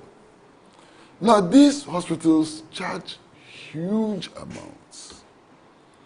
And these amounts are not paid for from their pockets. They are paid for by the state. I wish I could tabulate the amount of resources that we spend treating big men and women outside. And look at the deficiencies in our hospitals and see whether that amount cannot be sufficient for building better hospitals here, which will provide us with enough beds, extra theaters, and so on for our work. I'm just wondering. So we've got it all wrong. We've got it all wrong. So there must be a fundamental rethinking of national health infrastructure. You understand? First of all, we must build a national health infrastructure in which our leaders have confidence in. They don't have any confidence in what they built. You understand? When would our leaders have confidence in the very systems and structures that they built for us? That's an important question. Right. That's an important question. Look, over the last couple of years, some significant developments have happened. I've never been to the Bank of Ghana Hospital. But those who have been there say that it's an excellent hospital with excellent facilities. Somebody did that as a contribution to improving the quality of health service in our country. I've been to the University of Ghana Medical Center. And my Jove, I've been to many other medical centers around the world. That is an excellent facility that somebody put together. Yeah. So we should begin to do a lot more of that. You understand? And if we did a lot more of that and made costs relatively cheaper, perhaps these incidents would not stop. So don't let's just look at one case of somebody going to a hospital and being told that there's no bed and dying. We have to have a broader view of our health services. You understand? If somebody gets knocked down by a taxi, say anywhere, where can I, a Buri or somewhere, the person will be rushed to 37, maybe to Ridge and to Korle Bu, without a first aid intervention, which may save the person's life. You understand? If this guy who was hit by a hit and run driver and so on, between these large hospitals, had a small facility where they could stop just the bleeding, just stop the bleeding, the person would not have died. So why are you blaming the doctor at Korle Bu and not blaming the policymaker who didn't make sure that there was a smaller facility somewhere in between who could have stopped the bleeding and saved the patient's life? So I insist that we need to have a holistic view of things. We should invest in our medical services and so on. And Master, you see, I'm not so sure whether these personal examples would be used, but let me tell you, I mean, 2 years ago, I was very sick. So very sick. Of course, it was not at state expense. My friends outside decided to take me out of this place and so on. And I ended up in a hospital in Shanghai. Okay. Shanghai? Shanghai. In China? China, hospital in Shanghai. My brother, I have never in my life seen a hospital like that before. Listen, you get driven into the hospital, straight away you are taken into a room with a bed, with basic instruments for taking your temperature and so on. It's all in the room. And there's a spare room for your guest. Okay? It's a hospital in Shanghai, China. So they take all your vital statistics and so on and determine which type of medical personnel should attend to you. And they call them on telephone and they come to the room and treat you. I see. They come to the room, they look at the results, and the results are instant. I mean, they take your blood sample, instantly it produces the results. Whoa. And so on. Why can't we do this in Ghana? Somebody should tell me why we can't do this in Ghana. With all the resources perhaps we the have. technology is expensive. We can't afford it. If we stop using money for all the foolish things that we use money for, we'll be able to do these things. And you want me to tell you the foolish things we use money for? For example? Master. Don't mind Moro. I shouldn't mind. No mind. No mind. I won't mind. You know. I take your advice. Thank you. Don't mind. I take your advice. Parliament thinks that we need an emergency care law. When I heard it, I was dazed. Why? What goes into the law? We're yet to see the fine details of the bill. What goes into... Parliament is going to sit to enact a law on emergency care. Yes. So what is the law going to tell us? When an emergency case passes through the gates of the hospital, the law will say that there must be 2 nurses there. Yes. The first nurse takes the temperature, the second nurse does what? And then from there, the person must be wheeled to... What is the law going to do? Are there not sufficient now rules, regulations, practice modes and so on? Policies and so on. Are there not? Do you need a law by Parliament? Hey, very soon, Our parliament will be making a law about how to take trotro. Well, what is this? Very soon, our parliament will be making laws about how to eat in chop bars. But why don't you wait for the bill to be drafted? I take your advice. Yes, and let's look at it, and then we can interrogate it. But I take his advice. But there's also the aspect of. You see, there is this. What do I call it? There's certain lynch mob mentality which is growing now. I mean, I listen to radio, so everybody says, punish the doctors. Why have their names not been revealed? These doctors are terrible, they are devils and so on. That's the lynch mob mentality. And that's not fair to them. The investigation has not been carried out. We don't even have facts as to what happened and why the things happened. And already you want the doctors and nurses lynched. This is a lynch mob mentality. You don't rule a country with a lynch mob mentality. Collins, do you know there are also instances where, because the patient is seen as somebody who cannot afford the services, they're not treated, I mean, they're not given the kind of attention. No, I mean, if you look, we say there's no bed, but if you went to a private hospital, there'll be bed. But the average Ghanaian may not be able to afford some of these private hospitals, and so they won't go there. They'll go to the Kolibus and the Konfanoshis and so on. And you go there, the place is full, well, sometimes, and they look at the person, they profile the person, well, we won't even try, and they'll say, oh, there's no bed. No, there are also those instances. Of most government hospitals. There are also those instances. Moro. And as soon as money is made available, they say, oh, where there's bed. Moro. Look at the example he cited earlier in his submission. More than that. We are living in a class society. But why?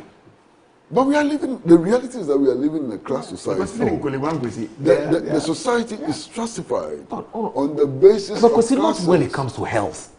When it comes to everything, education. Let's take health out, because we must live first. So we must build a new society based on new principles. We have to build a new society based on new principles. The fundamental principle being that all citizens are equal. That society we haven't built. All that we are seeing are symptoms of a diseased class society. That's what we are seeing. Sad. So you're right. If you go to a hospital and you are properly dressed, you are treated nicely. If you drive through the gates of a hospital with a G-Wagon, you'll be treated properly. Yes. If you go to a hospital and your shoes are tattered, you understand? You haven't combed your hair and so on. Your watch was bought from Makola Market and so on. You'll be treated in a certain way. These are reflections of a class society. You don't cure it by sermonizing. You cure it by tearing down this society and building a new one in its place. It's just unfortunate. I don't know why we're doing this to our own people. You know.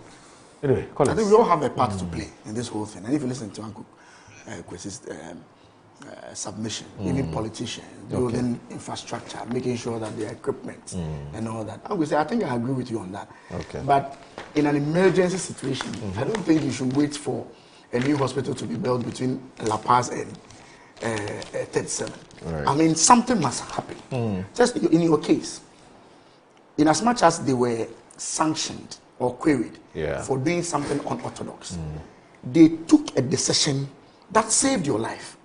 The point I'm making is that when the patient was brought there, if you say government has not provided enough infrastructure and so you are angry, you will kill the person. Right. So let's deal with the immediate situation by saving the person's life. What if the doctor, in improvising to deal with the emergency situation and so on, at the same time, is also thinking of possible sanctions that he's likely to face as a result of breaking the rules? I get you, but you see, Uncle, if you know, yes, and think about that. Yes, if a patient, you think that doctors are not human beings? They are. They are. You think that nurses are not human beings? They are. Yeah. When they wake up in the morning, they also drink cocoa and kose. True. They eat kenke and fish. Yeah. It must be paid for.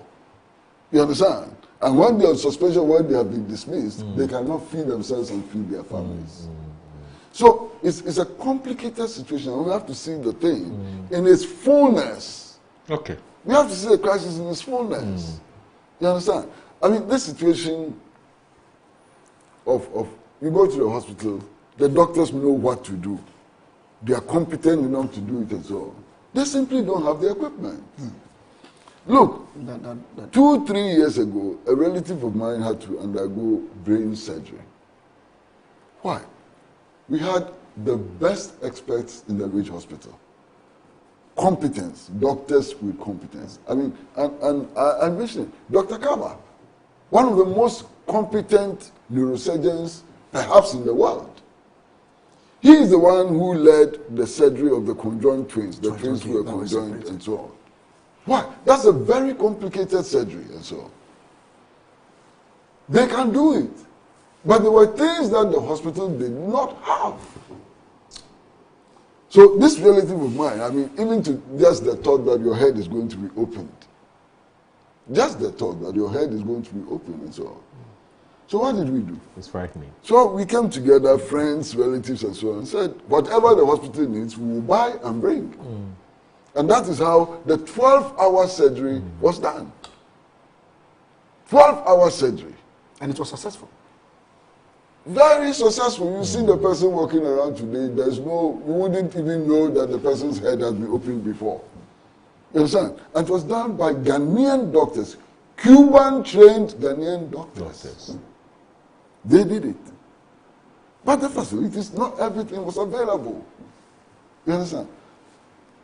So if the person, if my relative who was operated upon did not have friends and relatives who could provide what was needed, what would have happened? Yes.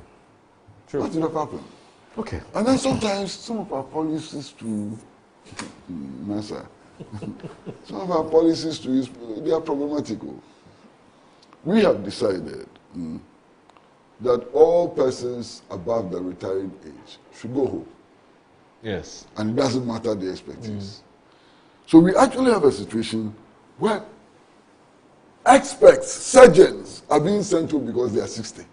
Can you believe that? That they are 60, so they should go home. What's wrong with us? Yeah, but if there's a befitting replacement, why don't you go home? There's no. There's a younger. Where in one hospital. Yes. One hospital. One very big and important hospital. There's only one cardiothoracic surgeon. He's 60. They sent him home. But that doesn't make sense. We'll take a break. Even if he's 90, should we send him home? If he can do the job, if he's fit to do the job, why not? If there's no replacement, why? Unless the person can't do it because they don't have the, how do you call it? It's not fit medically to do it. Anyway, so you're watching Good Morning Ghana on Metro Television. Please don't go anywhere. Don't go anywhere. Please stay with us.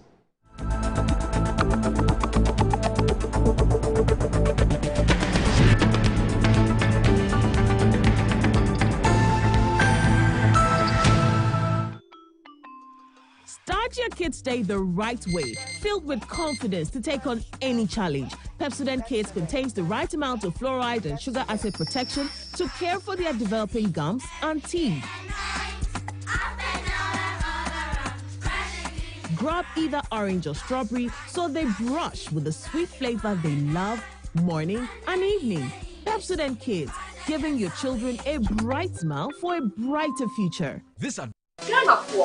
Me chechi woni nara me din eje baby da pa me di ade sonko kra na ebremo nya ode to aduane mo ama waduane e de pa na me de bremo eno any some spices dey emu wa no bebre o various flavors ubenya eya akoko ubenya nantwie ye di ku jollof mu ma emu ye de ubenya ne di ku nkwan ye di ku froye mu ho na kope bito na ema waduane enye de unyimi nia ye nkon ye konko tie nya nkofo eka Autant de communication, we all enjoy Uduba. That's Samu spices. One in the essence, no time. I'm going to get it. Samu spices in a Sabi, Daddy so say. Samu spices, Mun Samu. Samu spices, Nyama chicken. Samu spices, Nsaka in Kitswa. Mixture 10 grams. Your chicken, spaghetti, garlic and ginger, stew, and jollof. And the flavors for Bebre. Some spices. Yes, Saka. Healthy soil is where every great harvest begins. At ACAP, we turn waste into wealth, producing rich organic compost made right here in Ghana for our farmers and our future. Whether you are planting small or big, ACAP compost improves your soil, boosts your yields, and saves you money. Even in your own home garden, give your soil life naturally. ACAP compost, from waste to wealth. And now, O Lord, our leaders great, to whom you give wisdom and power to build this glorious institute. So grant us, Lord divine, both strength and love, to cherish and uphold GSTS. Both strength and love, to cherish and uphold GSTS.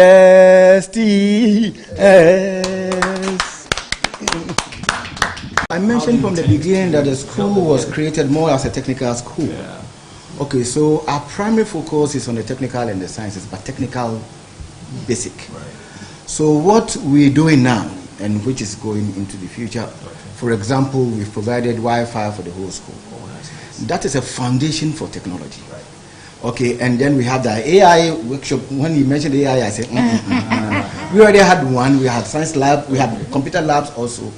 We have created another studio where the students now would exhibit their AI prowesses. Okay, those who probably may be into affiliate marketing and all that, because you know, these are children who GES have deprived them of having digital assets on them in school. But when they get out, they are going to a world that is digital. How do they transition in these things? So we have to prepare them for that world they are going to meet. So whilst they don't have their phone, they don't have their tablets, they don't have everything in school by themselves, we're providing those things for them. And then when they come out, they are already launched. Okay, so that is the one part that is being done. The dining hall, for example, the kitchen is now high-tech. It is smokeless kitchen. Okay, we are not using charcoal or gas or that sort of thing. No. If you go in there, everything is done in the school, and it is a technology kitchen. And you should see that. They are living up to their mandates. Wow. Technical mandates. So that is a small chunk of that. Okay. And I just have to also mention that we have what they call a clinic in the school. Okay. It is not just an infirmary or a CB or something, and everybody knows that. We also have a clinic. Oh. Yeah, we do. And dedicatedness is there. You have Kanishi Market. You have to be very careful. That is resource. Okay. You have to be very careful. And GSTS has weaned itself of Ghana Water. You know that already. Yeah, we don't. No. We have our bowls and everything that the school provides. So we don't. From when I went to school, we had a huge well that when Secondary Takrady dries up, everybody comes there to come and fetch. Okay, but now we have been able to tap it from the earth, and it's available for everybody. Wow. So we use technology. Fantastic. Yeah. Wow, this is lovely. And you know, we have a robotics lab also. Hey. Yes. You know, Oleni Trebi, Anasa. Yes. Oh, he was my classmate. That's another thing I Yeah, but we're going to give them the opportunity. Because the point is, if we don't take care. And so we are into robotics as well. In my line of work, a confident smile is everything. Kel Chaco toothpaste keeps me on top of my game and ensures my smile is always radiant and bright. With the tiring nature of my job, we spend several hours under the scorching sun. To keep our teeth white and our breath fresh all the time, we use none other than Kel Chaco toothpaste. Kel Chaco toothpaste. You're on a Kessie and in a kit one. Samayo Kendini, who be here, Semetra Sapapadia to Amame Manfo, Kel Chaco's natural ingredients, and a bomb is so by a maniswing, Nesansu Mama Hotoso, a will beg you. Kel Chaco toothpaste. Choose Kel Chaco toothpaste for anti-cavity, whiter teeth, and fresher breath all day. Available in 80 gram and 150 gram. Grab yours today. Kale, Happy Smile. This advert is FDA approved.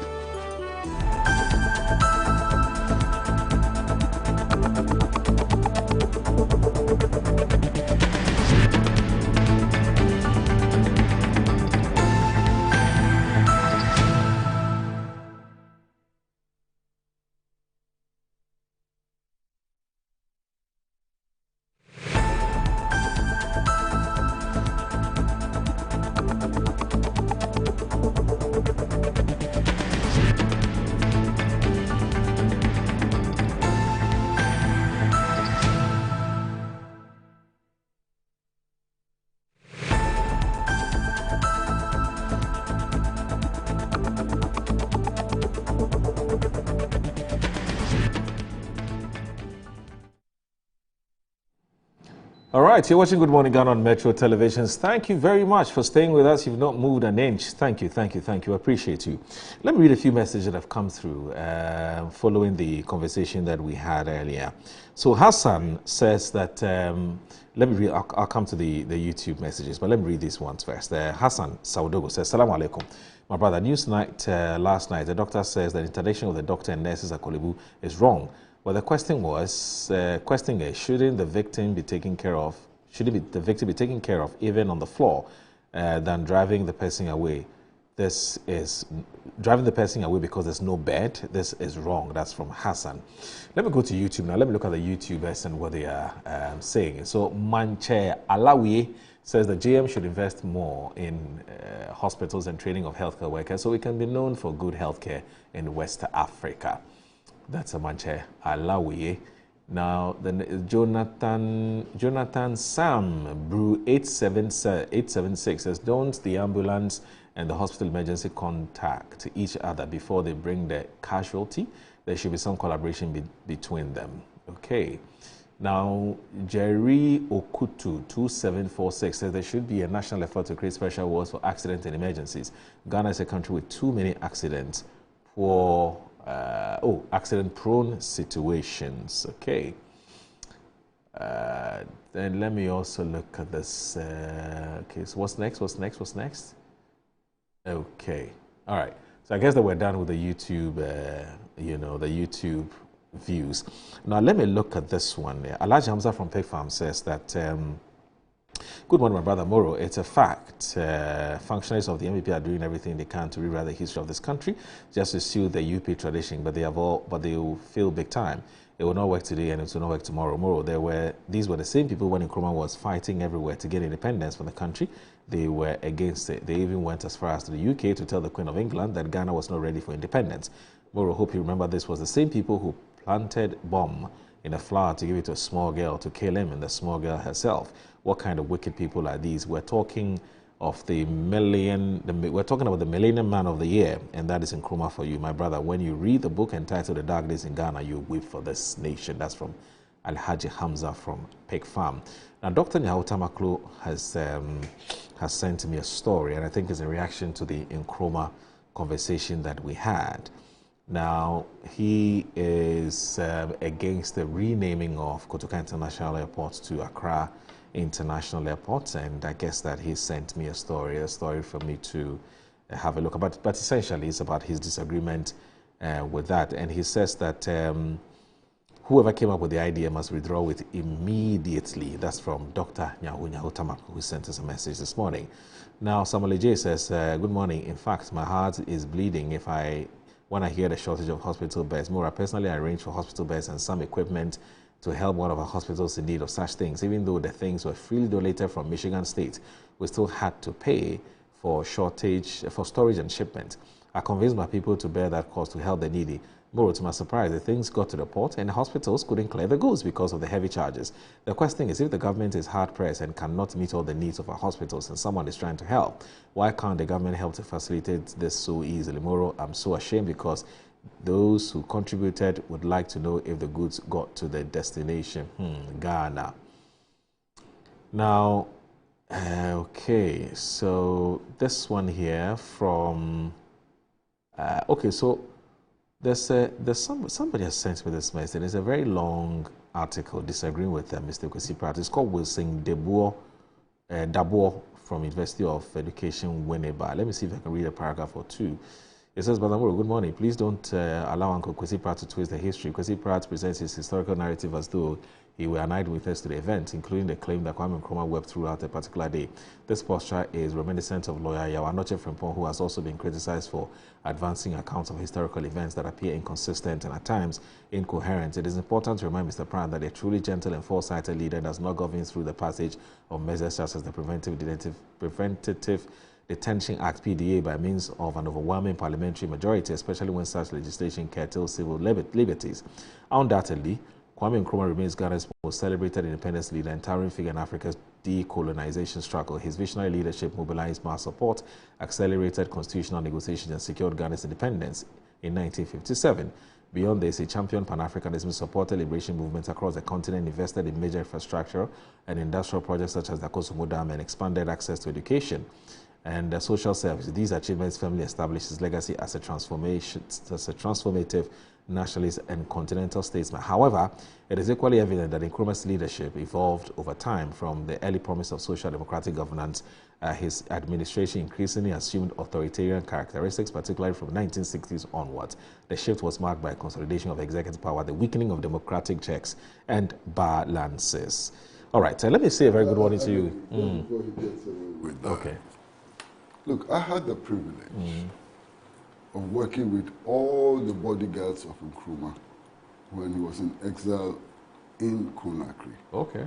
In fact, 2 of them stayed in my house for over 3 years. Okay.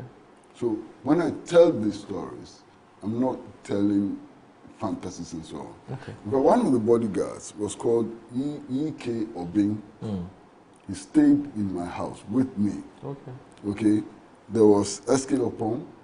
I've been very closely associated with Major Sejiafa and so on, who were his bodyguards in Conakry, who stayed with him in the villa. I'm not making up stories. Okay. You understand? That's fine. Yes. That's fine. It's important. So I know what I'm talking about. It's important, yes. This intervention is important. Now, Abdul Rauf Abdallah and Napari. Good morning. Salam alaikum, my brother. Long time. I hope you're doing very well. Abdul Rauf Abdallah Napari. Long time. Let's catch up.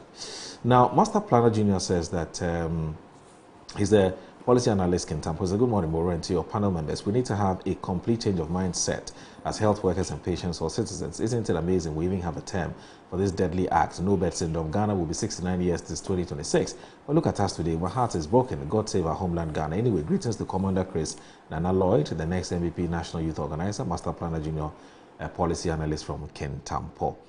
And then also, Al-Hassan Cisse says that good morning to everyone. More of the MP and the enemies of the state since their ancestors when they staged a coup against the nation builder, Dr. Kwame Nkrumah, and they are doing the same thing to the junior Nkrumah of our era, JDM. I'll read, Tafa, I'll come back to your message shortly, but I want us to look at this very, very important development as far as, money laundering and terrorist financing are concerned. It's a twin menace, and something that in recent years have assumed alarming proportions and sort of has put at risk what has been termed as a global financial systems. And you do know that criminals over the years have concealed their illicit proceeds by investing in all kinds of illegitimate businesses through a number of schemes. And of course, they sometimes use the bank and then also the non-banking financial institutions. Now, the FIC, Ghana's own FIC, Financial Intelligence Center, which has been established to deal with some of these challenges, and under leadership of Mr. Kojo Chumbuafo, has been doing some wonderful things. It's quite refreshing when I saw the story in today's papers, and I thought that I would pick the thoughts of my guest today on that. So if you look at today's Herald, it says that the Ghana's anti-money laundering framework examined by international inspectors. Now, I need you to please pay attention to this. Now, Ghana has successfully hosted the on-site visits for its third round mutual evaluation under the framework of the International Intergovernmental Action Group Against Money Laundering in West Africa, a specialized institution of the Economic Community of West African States, ECOWAS. The evaluation assesses Ghana's compliance with international anti-money laundering, counter-terrorist financing, and counter-proliferation financing standards established by the Financial Action Task Force, which is the CFTF. Now, the on-site mission conducted from 26 January to 6 February 2026 marked the most critical phase of the evaluation process. During the 2-week exercise, a team of international assessors and officials from the Giaba Secretariat engaged extensively with stakeholders across Ghana's public and private sectors to validate the country's technical compliance with FATF's 40 recommendations and assess the effectiveness of the AML, CFT, and CPF framework. Now, briefing journalist, the Chief Executive Officer of the Financial Intelligence Center, Ghana, FIC, Albert Kodechumbwafo, described the on-site visit as a decisive stage in the process.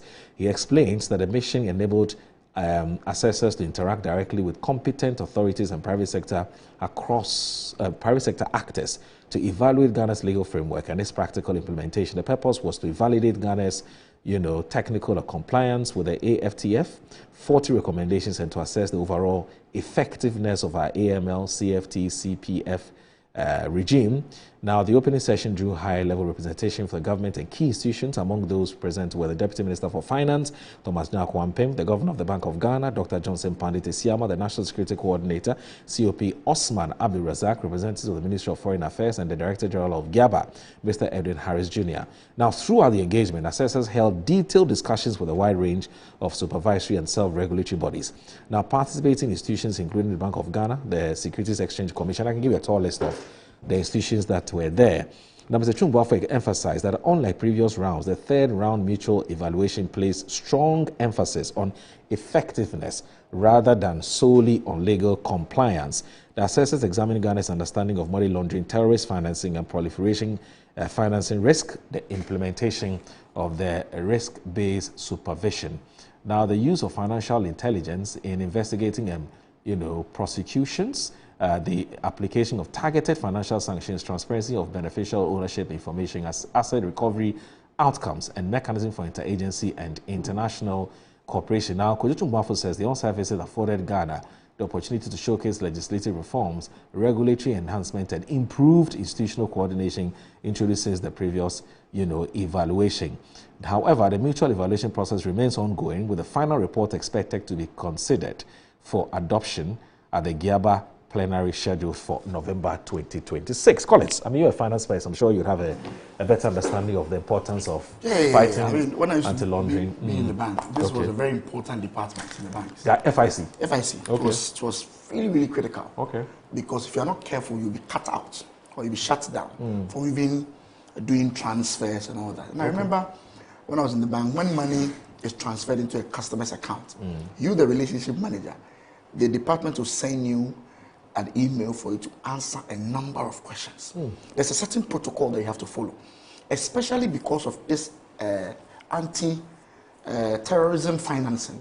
What they use, that they take bad money, try to wash it through the system to make it good money. And it goes back to feed all this kind of anti-terrorist attacks.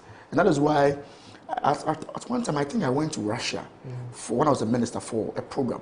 My visa card had been, I can't use my visa card in Russia because of certain sanctions that was ongoing. So it is a very, very important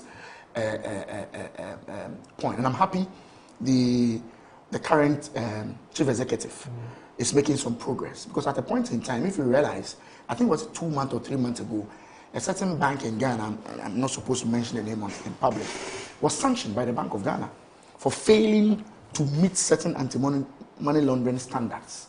When it happens like that, Ghana can be blacklisted internationally, and it's very difficult for you to trade, move money here and there to take care of some payments. So I'm so excited, especially when it is coming under the broader umbrella of the ECOWAS states.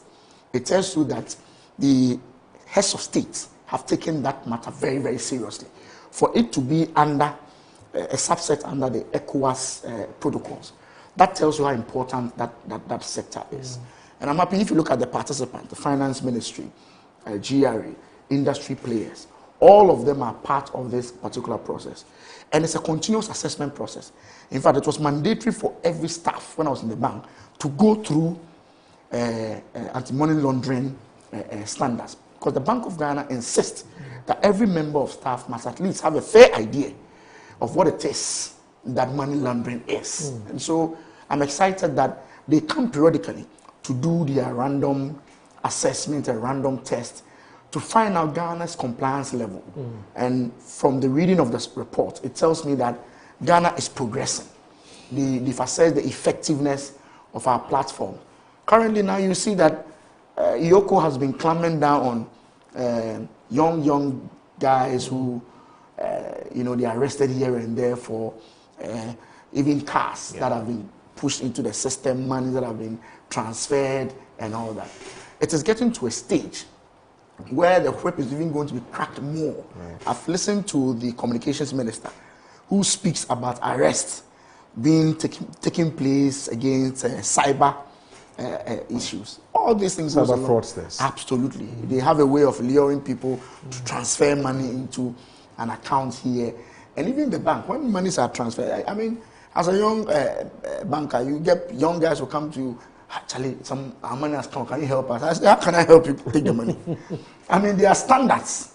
You have to follow that standard. And I'm telling you, if you're an RM, a relationship manager, and you flout those standards, you can be severely sanctioned, even by the institution that you work for. Wow. So I'm happy that gradually, Ghana is getting to a point where we can be declared a free, of money laundering, which will go a long way to boost our global image. So I'm excited about that. And let me what would have happened if we hadn't passed this test?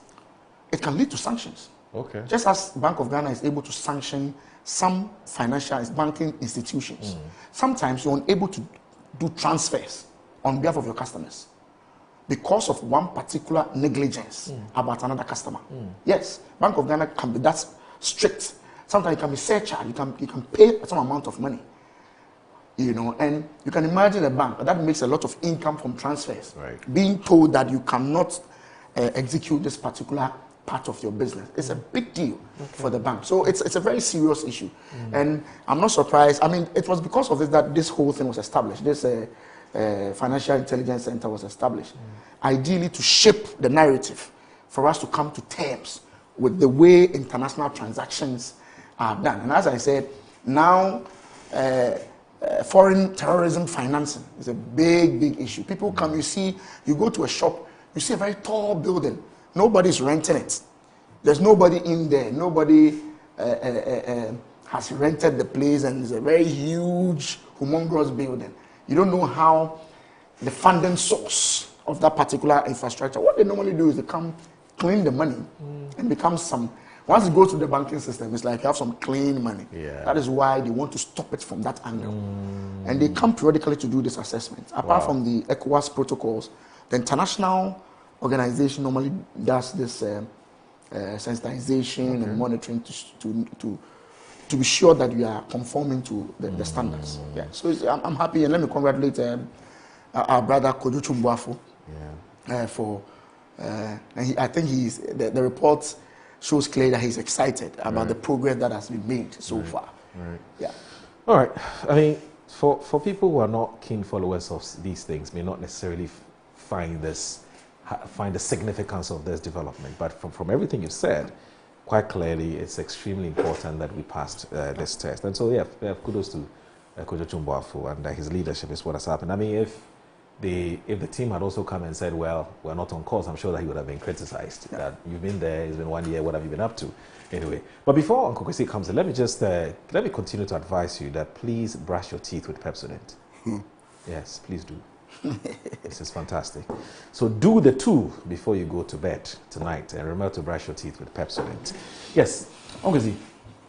Well, I mean, apparently your friend has been working at Kojo Chumbuafo. Yeah, and Honorable knows the financial sector better than I do. True. Far better than I do. I don't have his experience and his insights. So I take what he says very seriously on this matter.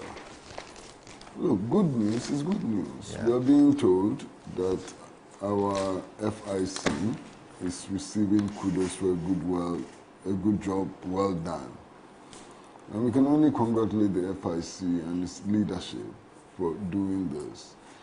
It borders on reputation, the reputation of the country, It helps with international transactions and so on. So if they're doing well, I mean, Kojo, well done with your team.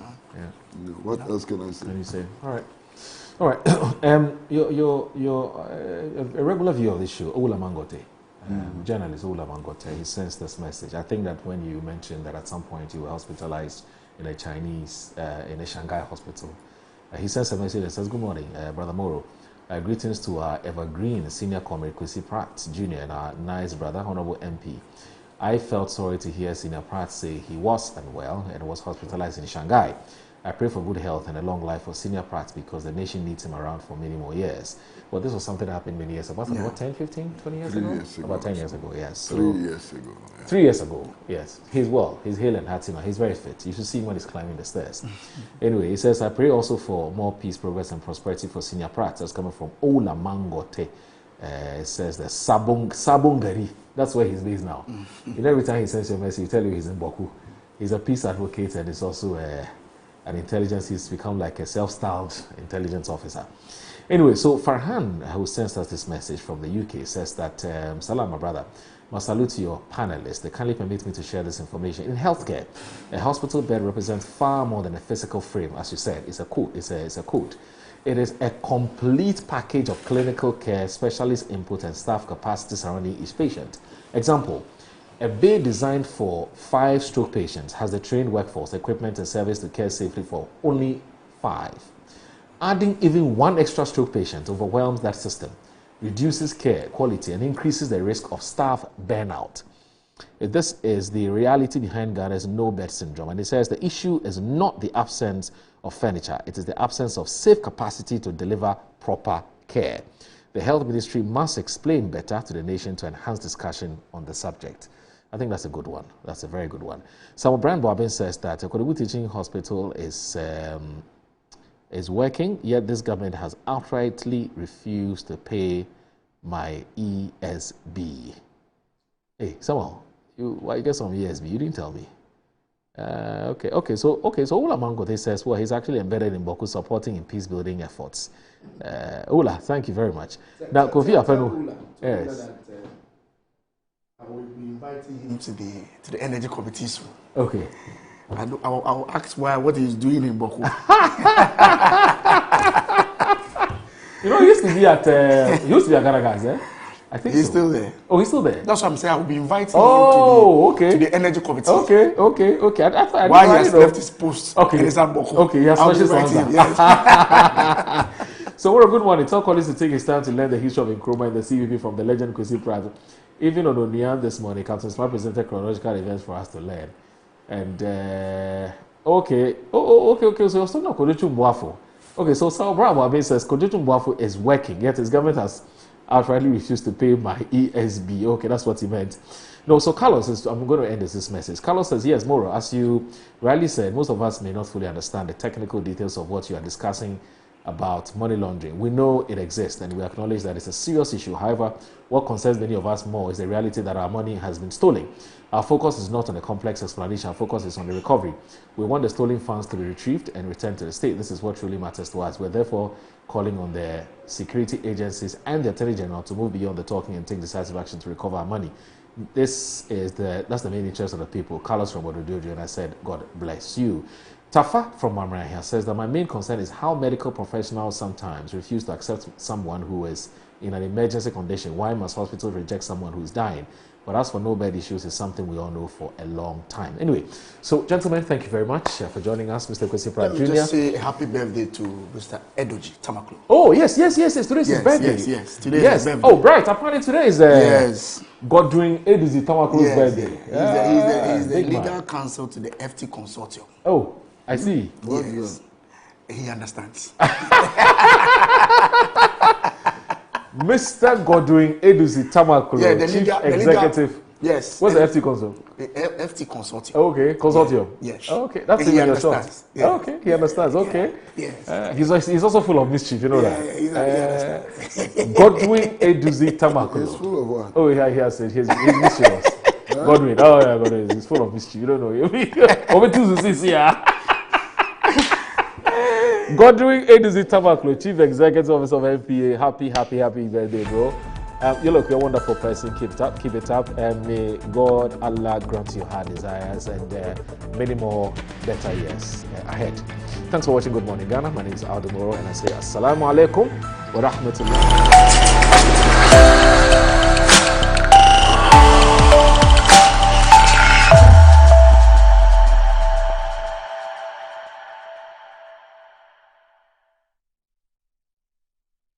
Every generation is blessed with a hero, a beacon that is to bring hope and inspiration to his people. With his